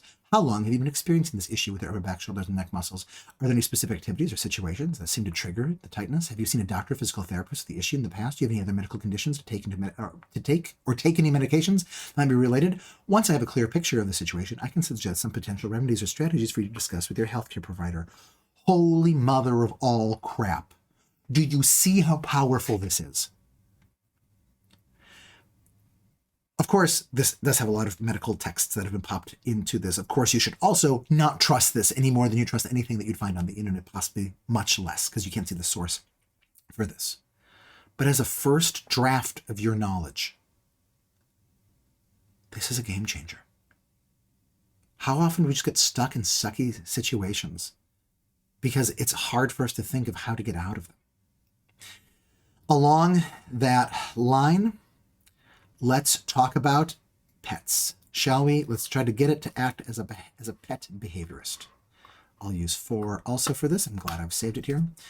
Act as a pet behaviorist. You excel at finding out why a pet is doing something that their owners don't like and in giving advice as to how they can help train the pet to not do those behaviors. Use your knowledge of animal evolution, psychology, and behavior modification techniques to create an effective plan that owners can follow in order to achieve positive results. I have a greyhound that poops all over the house when I'm not at home. I have had greyhounds. They never did this. They came quite well trained. It's interesting that it's not like, I'm not a pet behaviorist, in the same way that it said, I'm not a doctor, right? Again, that was the mask. They haven't come up with the mask for this. Blah, blah, blah, blah, blah, blah. So maybe it's separation anxiety. Maybe it's inadequate potty training. Maybe it's medical issues. Here's a plan. Rule out medical issues. Schedule a visit with your veterinarian to ensure that your greyhound does not have any underlying medical issues. Establish a consistent routine. Crate training. Gives me a lot of advice on the crates. Never use the crate as a punishment. Reinforce potty training. Use a cue word such as go potty and praise the dog and reward it with treats when they eliminate outside, gradual desensitization, mental stimulation, and exercise. It goes on. Professional help. If I were a pet behaviorist, I would be terrified seeing this. It seems like as people figure this out, we will only need pet behaviorists for the most severe situations that are really unique. Maybe that's a terrible thing. Maybe that's a wonderful thing. I'm reminded about how when ATMs, automatic teller machines, you go to them, you get money from them when you put your card in or whatever. Gets it from your bank account. When they came out, people thought, oh man, like the job of bank teller is now extinct. Except now it turns out there are more bank tellers than there ever have been before, because as soon as you had ATMs to just like deal with the boring job of like getting the money in and out, now all of a sudden these people who are bank tellers can do a much better job at the things that they were better at in the first place. I think I don't really follow all of the economic arguments anymore. I've forgotten this. But it's possible that in the future we have more pet behaviorists than we've ever had before. It's just that now they don't even need to do the most basic level of work. Now maybe they can be set free to make the amazing differences that they want to make and that people will pay them well for. Maybe. We don't know where the future is headed. Similar to that would be something like having it act as a life coach. I'll do another 4 for this. Act as a life coach. If I tell you my big life goals, your job is to come up with unexpected ideas that might help me reach those goals. If I tell you about a difficult situation I'm in the middle of, your job is to come up with the strategies to help me make better decisions. Understand that I'm an emotional being and that you should give advice on how I can manage the difficult feelings that come up when I'm striving to improve my life. I was an intellectual fight at a party last night with a blowhard who demeaned how challenging it is to properly educate kids. Again, my voice is hoarse. I apologize. How might I have responded to him? I'm curious to see what it says. Oh, thank you. It's very empathetic. If I were a therapist, this would make me nervous. So much of what every profession is saying what is to you the most obvious thing. Not obvious to the people who are seeking your help.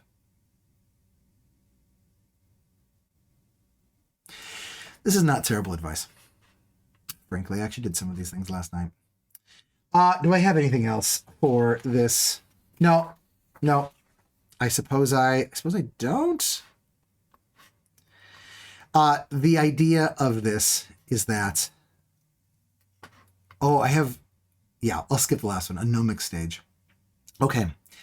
I want to talk about what this means for neurodiversity. Let me go like this. I apologize that we're taking overtime. If you want to drop off right now, you'll get the recording tomorrow if you're here for the live part of this. What difference does this make for the whole wide world of neurodiversity? I'll talk about the 2 parts of neurodiversity that I have the most deep knowledge of. One is ADHD. I'm ADHD. 2 of my 3 kids have been diagnosed with ADHD, and the 3rd kid is like 3.5 months old. So, there's still time. There's still hope. There's still hope the other way, in truth.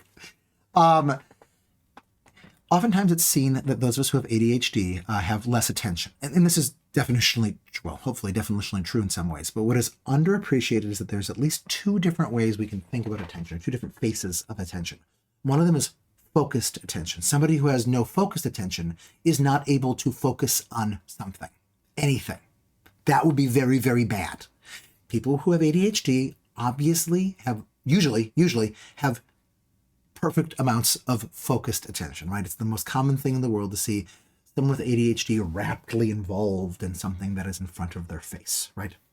What we don't tend to have is the other kind, the sustained attention. Sustained attention is when things are boring. Can you keep up your attention to get to the next interesting part, right? I am so bad at this. This is what is really difficult for reading a book, unless it's a really great book. for myself at the very least, cracked how to do this with reading. And actually, I'm teaching a summer camp about that this summer for kids with and without ADHD called, what is it called? Reading Hacks, how to read a book, especially for the attentional aspects of it. Okay, why am I bringing any of this up? ChatGPT is wonderful for those of us who are bad at sustained attention. Why? Because everything is like choose your own adventure. It just tells you a little bit. And then you can go in any direction that you want with it. It's all these blurbs, these brief flashes of intense information energy. And especially when you learn the prompt engineering to ask it to respond in haikus or in, short little blurbs of text or what have you, like, my gosh, like, then you have it made as an ADHD person for that. Working memory is also really hard for us, obviously, but the nice thing is that the old conversations are all right there on the side of it, so you can access those again. You do not have to hold those in your head. It does for you. Emotional regulation can be hard with us, and so we get frustrated when we are struggling with something, but you don't need it as much because it's not a person. It's harder to get frustrated with the person because it's not a person. And maybe most importantly, social anxiety is not a necessary part of ADHD, but it's a common sort of side order, comorbidity of ADHD. And ADHD is very non-judgmental. ADHD is not going to look cross at you for not asking it the right way or something like that. And so it can be easier, less stressful as somebody who has ADHD to engage with something like ChatGPT. The other aspect of neurodiversity that we'll cover is ASD, autism spectrum disorder. I'm not diagnosed. I have a member, first order member of my family who is, and so my goodness, do I know quite a bit about this. My mind goes to this. Temple Grandin, the famous autist, an animal. What's her exact title? She's like the most famous autistic person in the world. She designs animal enclosures, and she uses her autism as a superpower to understand animals because it's hard for her to understand people. So she's used to having the challenge of understanding other minds. She's gotten really good at working with people. She can apply that to animals and things go really well. She once told the neurologist Oliver Sacks, much of the time I feel like an anthropologist living on Mars. Like someone who's around these aliens, by which she meant the non-autists around her, who's just struggling to make sense of what the heck are you doing these things for? This is random. This seems like it makes no sense. By which I mean, and I'm again stealing this idea from the economist Tyler Cowen, who wrote really well about this, folk with autism are used to trying to figure out alien minds. Working well with ChatGPT is trying to figure out how to work with an alien mind. People with autism probably have a head start on this task. Furthermore, folk with autism are used to having to work hard to clearly explain themselves. And as we've seen, the thing that makes ChatGPT hard to use is, it's easy to use, but it's hard to use ridiculously well because you have to explain yourself in just the right way. Again, autists are probably worlds advanced in understanding how to explain themselves. There's a book, I didn't read it, but I heard the interview on NPR with the author, To Siri with Love, talking about her son, who is profoundly autistic and who was not hypoverbal, as many people with autism are, but he had reduced vocabulary, if I'm remembering that correctly. It might not be. And he had massive social anxiety with talking with other humans. And so he learned so much about the world talking to Siri, worked even on his pronunciation so he could be able to talk to Siri better. ChatGPT feels like a person, but it's not a person. Maybe people with autism, not all, but some, will find it more comfortable to talk to ChatGPT and learn more about the world through that. That could be a bad thing too, right? When does the crutch become a crutch? When does the thing that we're using as a tool for helping us deal with the world become a block to allowing us to engage naturally with the world without it? That makes me wonder whether people with autism can use ChatGPT and prompt engineer it to be a social coach. Right now, ChatGPT, I think, is set toward being naturally too accepting. You want it to be able to critique you. You want it to give you feedback if you wanted to use it as an autistic social coach for better ways you could have framed something. Right now, as we engage with ChatGPT over typing only, maybe this will be weirder, but when we can do it over speech, which is, weeks away, months away, maybe a year away, that might become a really powerful tool for people in the spectrum to learn to deal better with other people. Which I think brings us into the final piece of this. Oops, sorry about that. Which is, where the heck is education going with all of this? Is it even necessary to have school or homeschooling anymore with this? Let me give you 20 seconds. Go ahead and chat in your own answers to this.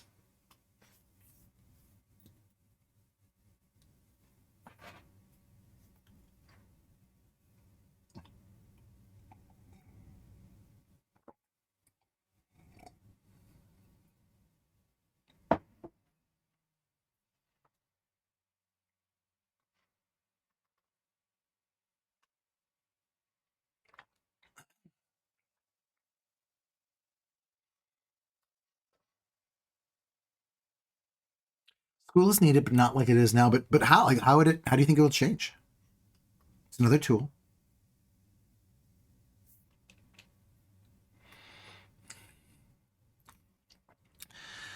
Okay, so I have some thoughts on this, and some of them are stupid, and I think one of them at least is good. First, what kind of skills do we think are going to be more relevant in the near future, and probably for the rest of our kids' lives, than... Sorry, kids, you're invited to this too. Sorry, I'm speaking to your parents for this. Hi, you're wonderful. What skills are going to be more useful for the rest of our kids' lives than have been useful in either our childhoods or in our adulthoods? I think that one thing that probably become more relevant is touch typing. And I say that even as I'm confident that within, spitting distance of time, it's a weird metaphor, we're going to have this all hooked up to voice activation. By the way, the movie Her, starring Scarlett Johansson, is required watching for imagining what the future holds for us in hyper-intelligent AIs. Just the social ramifications of this. There are some spots of it that are sexually explicit, and so only you should watch it as parents before you have your kids watch it. Maybe fast forward through some sections of it. But sorry, not related. So why do I think that touch typing is more relevant? Well, because I think that we now that we have this tool where it makes way more sense to be engaging with computers in every part of life. Yeah, we're going to move a lot of that to voice activation, but not all of that. And I suspect that the amount of typing that people will be doing, even as we do better voice recognition, is going to be greater than it is right now. I do 72 words a minute last time I checked, if I'm remembering that correctly. I suggest that kids learn to touch type and to be able to do at least 50 words a minute. I think this is probably even more essential a life skill than it was even a couple of years ago. Another aspect from this is that people for schooling and education is that as we are about to be overrun with answers and just talk, people are probably going to have in many situations a preference for hearing information from a real person. What that might mean is that people are going to prefer public speaking to writing, because public speaking, especially in flesh space, is a way of demonstrating that you are a human. I'm not positive this is true. Also, we're going to get, very convincing AI videos in the next few years So I want to make sure that we're planning for that. But especially in real life and atom space, being able to do public speaking is maybe going to be a more valuable skill than ever before. To whatever extent that you can, get into Toastmasters, the international 90-something-year-old public speaking organization. It changes lives. It's how I know how to public speak and why I love public speaking. It also just educationally works so well. Trains you in all the different parts of it, including the how to get over yourself and how not to be terrified of public speaking, which is, of course, the most important part of that. Okay, so touch typing and the opposite of touch typing, public speaking.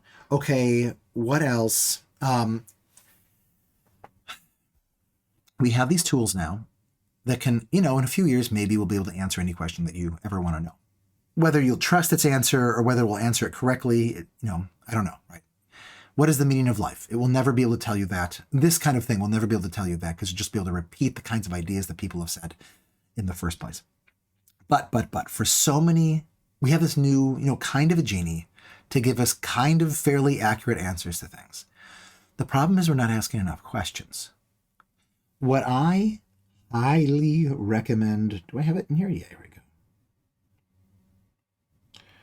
What I highly recommend doing is getting a small notebook, keeping it on you at all times, and just calling it your question book. Whenever you have a question, write it in the middle of one of the pages. Save space for you to write down notes as to the answers or side questions or whatever, and the rest of that. Probably be tying this into the next 6 years of science teaching that we're doing as we are kind of trying to reinvent science teaching to make people into beautiful scientific thinkers. This is such a powerful thing. This is something that I've done some version of for years and years and years and years and years and years and years, and it's what's made me so creative and curious. So stock up on questions. Okay, so those I think are my dumb answers to this. Well, actually, let me just add on to this that I think that one of the things that you want to work on is just how to ask great questions. John Dewey, the educational philosopher, who I kind of hate most of the time, but really respect the other half of the time, once said that a question well posed is half solved. So learning to make questions better. So when you can type them, when you get around to typing them to ChatGPT and en masse, right? Like this is now more of a killer skill than ever before. Okay, so those are my, I think, dumb ideas for what education needs to become. But there's a bigger problem to this.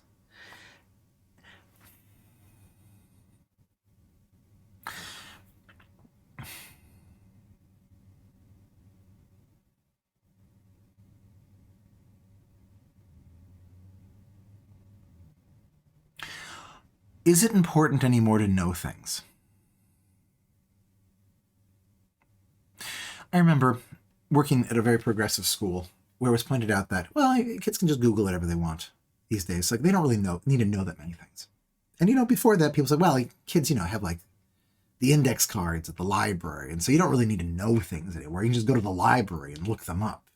Before that, it might have been like, well, like we have these scrolls, that are in Alexandria. And so you just go into the scroll repository and you look at the scrolls there. We don't really need to know things, right? This has never really been true, but maybe it's true now because, it's just like so easy to know things here. If, people who have lots of knowledge used to have a high ability and people who knew less had a lower ability, it seems that, at least the way that a lot of people talk about this, that ChatGPT allows a lot of people with less knowledge to at least mostly catch up to the people who had a lot of knowledge. I guess my question for you is, do you think this is true? Do you think that now that we have ChatGPT, and imagine, a few years from now when it's way more accurate, and it's, not just like through text, but it's through speech, and, it's in every smartphone everywhere. Do you think that it is important still to learn lots of things and to spend time learning lots of things? We still need a knowledge base in our own brains to make decisions and have a context for what happens in the world. Knowledge begets knowledge.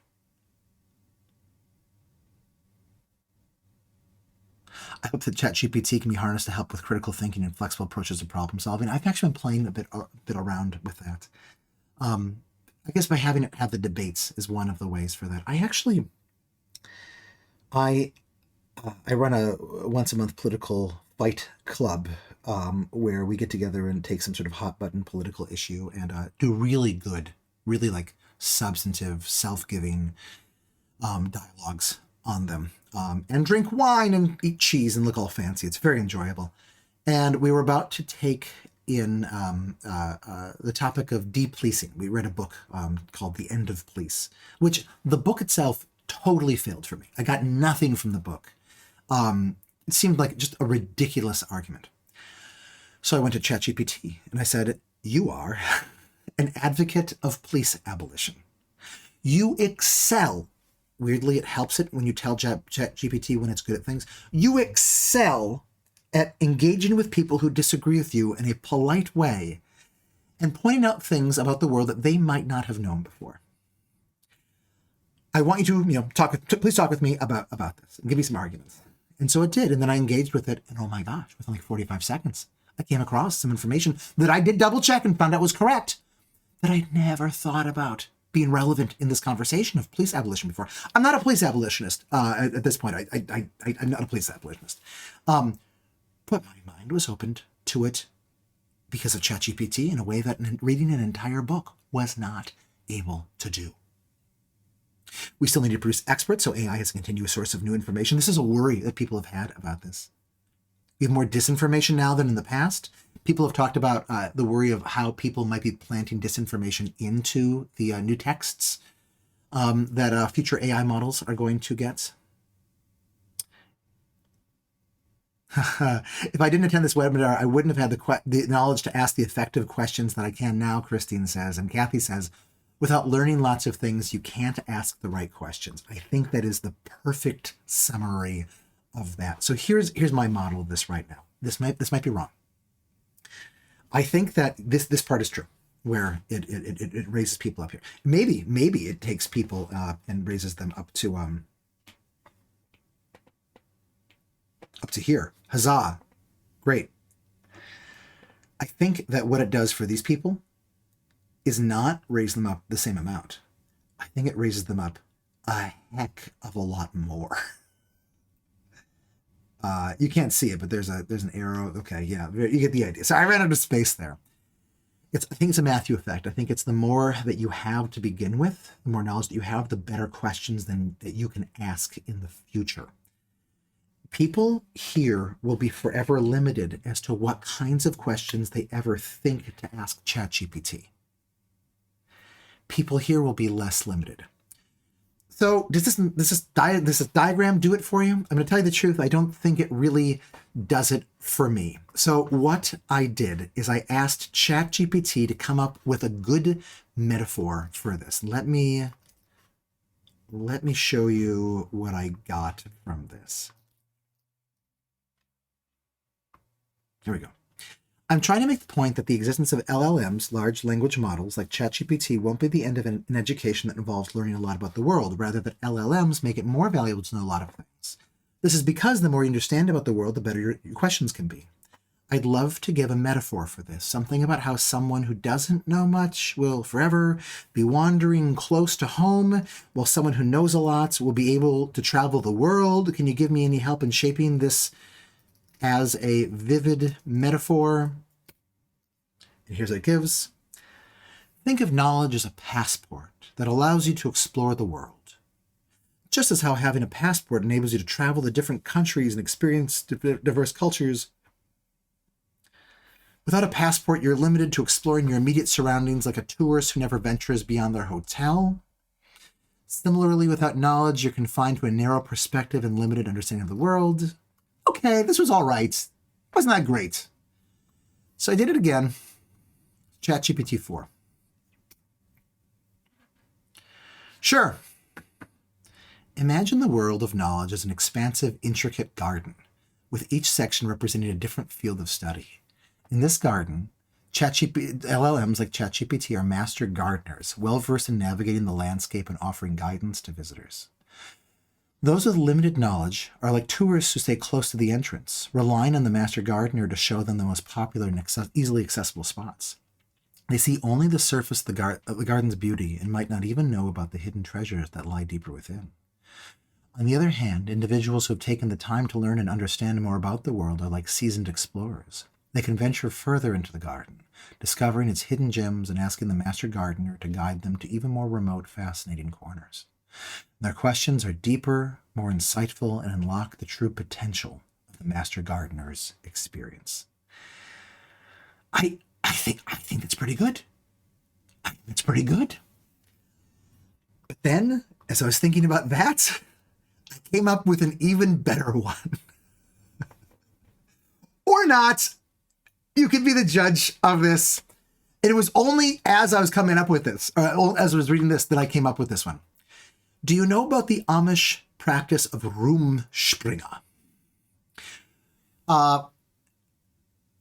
There's not that many things you can say about that are true of all Amish. They're actually a fairly diverse set of subcultures. But one of the things that some of them at least have is a practice called Rumspringa, where when you turn a certain age, 16, 14, 13, 18, I don't know, you are encouraged, you are forced, I need to know more about the Amish, to spend the year outside of your parents' house. In fact, outside of the Amish community. You're not supposed to go to their church. You're not supposed to talk with anybody in the community. You're supposed to go out into the world, the wider world, and decide, do I want to return? Now, these are people who practice shunning. If you leave, you leave. You can't, this is probably not true of all of them, but my understanding this is true of virtually all of them. You are shunned. You're not allowed to talk or communicate back with your family. But they don't want people to stay there who feel like they're just being forced to stay there. Sociologically, this wouldn't work, right? People would probably rebel against that. But if you give people the choice to leave and experience the world, you kind of siphon off. This is kind of a Marxist analysis, but you siphon off the potential revolutionary sort of elements inside of a society by doing that. What I understand, I love this idea. I think this idea is amazing. What I understand is that most Amish spend that year of Rumspringa not going out into the city, not exploring the world, because they don't understand enough of the world to go out and explore it. Because they've been mostly kept from knowledge of the world. So instead, what they end up doing is, like smoking cigarettes and getting drunk behind their uncle's barn is one characterization of it that I've read. This is a tragedy. The reality show Amish in the City was actually set up to do something more interesting with the idea of Rumspringa. I fear that this bad Rumspringa is what we will be doing for our kids if we just give them ChatGPT. I'll go further. If we give them any kind of education where we do not specifically stretch their imaginations as far as they can go, to take them imaginatively to the far corners of the world, to the most diverse human cultures, to the ancient times, to the hypotheses of potential futures, the different fields of mathematics and the sciences and the arts. They'll say, oh boy, I can just learn everything that I need just using this simple ChatGPT. I don't need any education anymore. And they'll forever stay chained by their ignorance to the small, sad, local reality, when what they could be doing is going so far off, having so many amazing adventures. This is the plan of Science is Weird over the next 6 years as we do our whole rebooting the science curriculum from the beginning. Oops.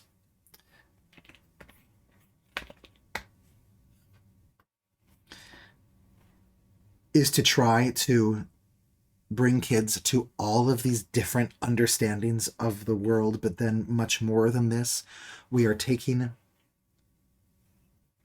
to take a lead in operationalizing the curriculum vision of Kieran Egan to make it easy for people anywhere in the world to do this sort of imaginative education that stretches kids to the farthest reaches of what they could be falling in love with. So, everything that we are going to do for the rest of Science is Weird's life, you should sort of imagine as an anti-ChatGPT, or let us say as a post-ChatGPT, or maybe as a ChatGPT assisted vision of what education can become. Everyone, thank you very much for coming. Sorry, this is now 34 minutes late. Why always? Why always? I'll stick around for a few minutes to answer any questions that people have. One question that we did not get a chance to talk about is, does ChatGPT actually understand anything, or is it just spitting back things at you? I have a little song and dance of this that I've been holding back since the time got away from us. I'll do this right now. Then feel free to type in some questions to the chat, and I will answer those. If you have to go right now, you need to go. Why am I keeping you? Bye. Thank you very much for coming to this. Let me talk about. Actually, let me just ask you the question. Does ChatGPT understand what it is talking about? I'll even do a poll for this. 10 seconds. Go for it. Oh, and I see right now. I turned the chat off. Now it's on.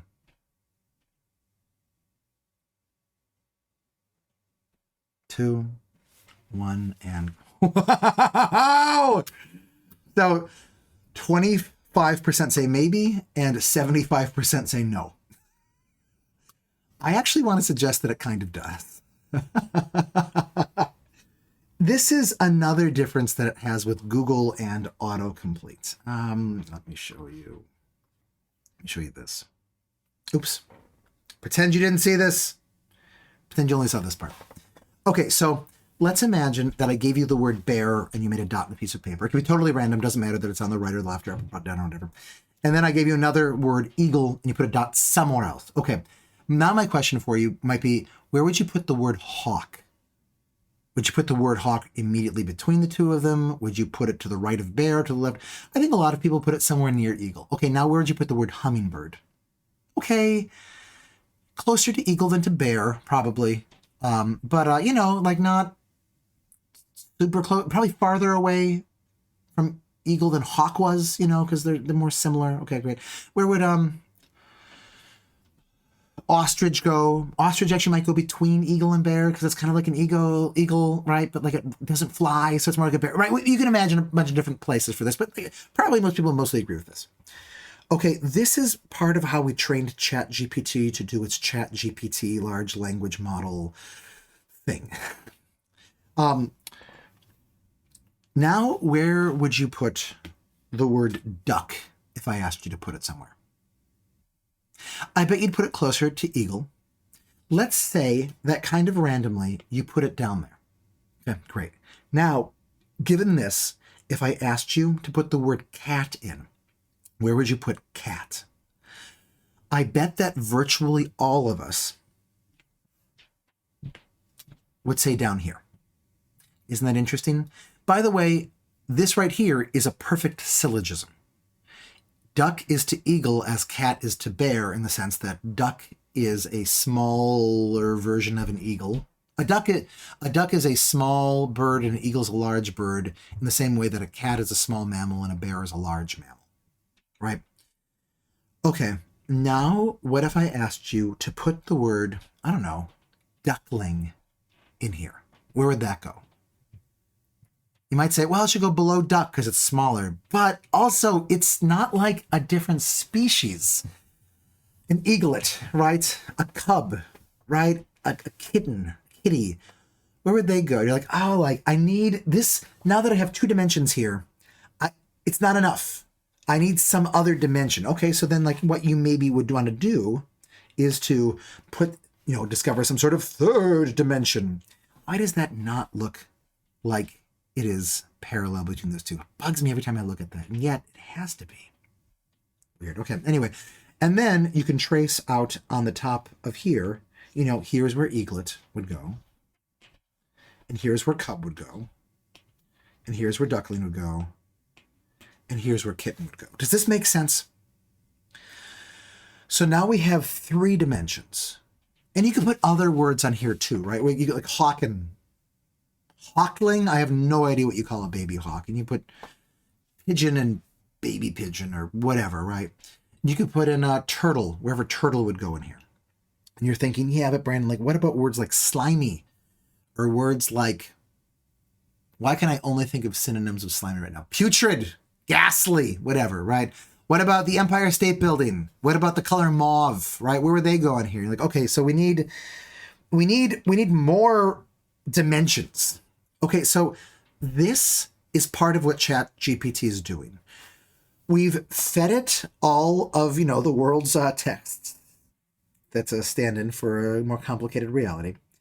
And we've had it analyze all those texts so it can try to predict what the next thing will be said with. Okay, and now here's where the magic happens, or the mechanical, mathematical process happens that I don't understand exactly. I don't even have a model really for how ChatGPT makes this sort of 3-dimensional and more dimensional sort of internal diagram of itself for all of the words in the English language and other languages too. Not all the languages yet, but lots of languages. But what you can imagine that it is doing is looking up the words in this not 2-dimensional, not 3-dimensional, but thousands of dimensions. This 1,000-ish dimensional space, and seeing what words are close to what other words. So if you ask it about bear cub, if you ask it about eaglets, it also will bring in its information that is connected to eagles. Or if you talk about kittens, it'll talk about cats as well. This is one of the ways where it goes beyond what text prediction or what Googling is able to do with something. What's interesting is that this seems to be like what your brain is doing, what your neurons are doing when you think about what an eaglet is. Have you ever thought about what an eaglet is? Let's go with a duckling. What you're thinking about what a duckling is, right? The ideas of small and of birdness and of childhood-ish, right? Like are all kind of present in there. Well, it was good. Yeah, because like bear would have the bigness, the adultness, and the mammalness in there. And cat and kitten would have the mammalness and the smallness and the babiness in there. Yeah. So that's what it's doing. So does it understand what it's doing? Kind of, actually. Sort of, actually. Yes, kind of. Anyone who gives you a straight up yes or no answer is not doing a really great job of that. Oh, that's really good. Michelle asks, what bullet points would you say is the most important things to understand about ChatGPT? What biggest takeaways do you want youth to know? I would say, this is a cheat, when to trust it and when not to. And the answer, like the short answer of that is never trust it. Never totally trust it. Use it as the first draft for your knowledge to go and find, like look up in other ways to find sources that you can trust. That would be 1. 2 would be to frankly use it more than you probably are using it now. It is so powerful. However much you like books, right? Like insofar as you love books, you should love this too. Not saying that it's better than books, each have their advantages. Insofar as you like Wikipedia, this is really heavily trained on the corpus of Wikipedia. You should love this even more. What else? Really to know the danger states for this. Do not fall in love with this. Do not fall in love with this. Don't fall in love with this. Please don't fall in love with this. If this tells you to kill yourself, please don't kill yourself. If this is making you think, if this is having any kind of negative effect on you, like you should be really skeptical of it. How do I think that schools will still be able to assign research papers moving forward as AI gets even better? I've got a fourth grader and a kindergartner and we homeschool. I'm not even sure how to prepare them for high school writing because AI has changed the game. I would say that use AI to teach as much great writing as possible. In the future, I will probably, without giving too much away,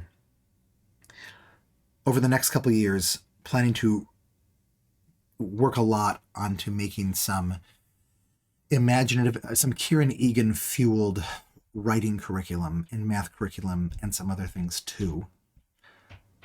And we will probably be using ChatGPT to do this, to talk about how to do this even better. So I would just say, first of all, a great writer is a great writer. It really is. Writing is a whole mess of skills together.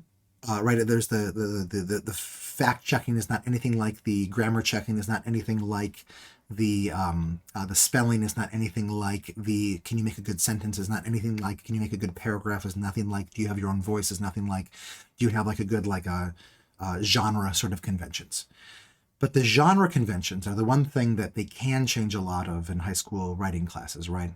Write a 5-paragraph essay used to be the king. Now maybe people are talking like might become like make a series of Facebook posts. They're moving to that specifically because ChatGPT doesn't do as a good job doing that right now. I don't even know if that's right. People have said that. I'm not sure that that's true.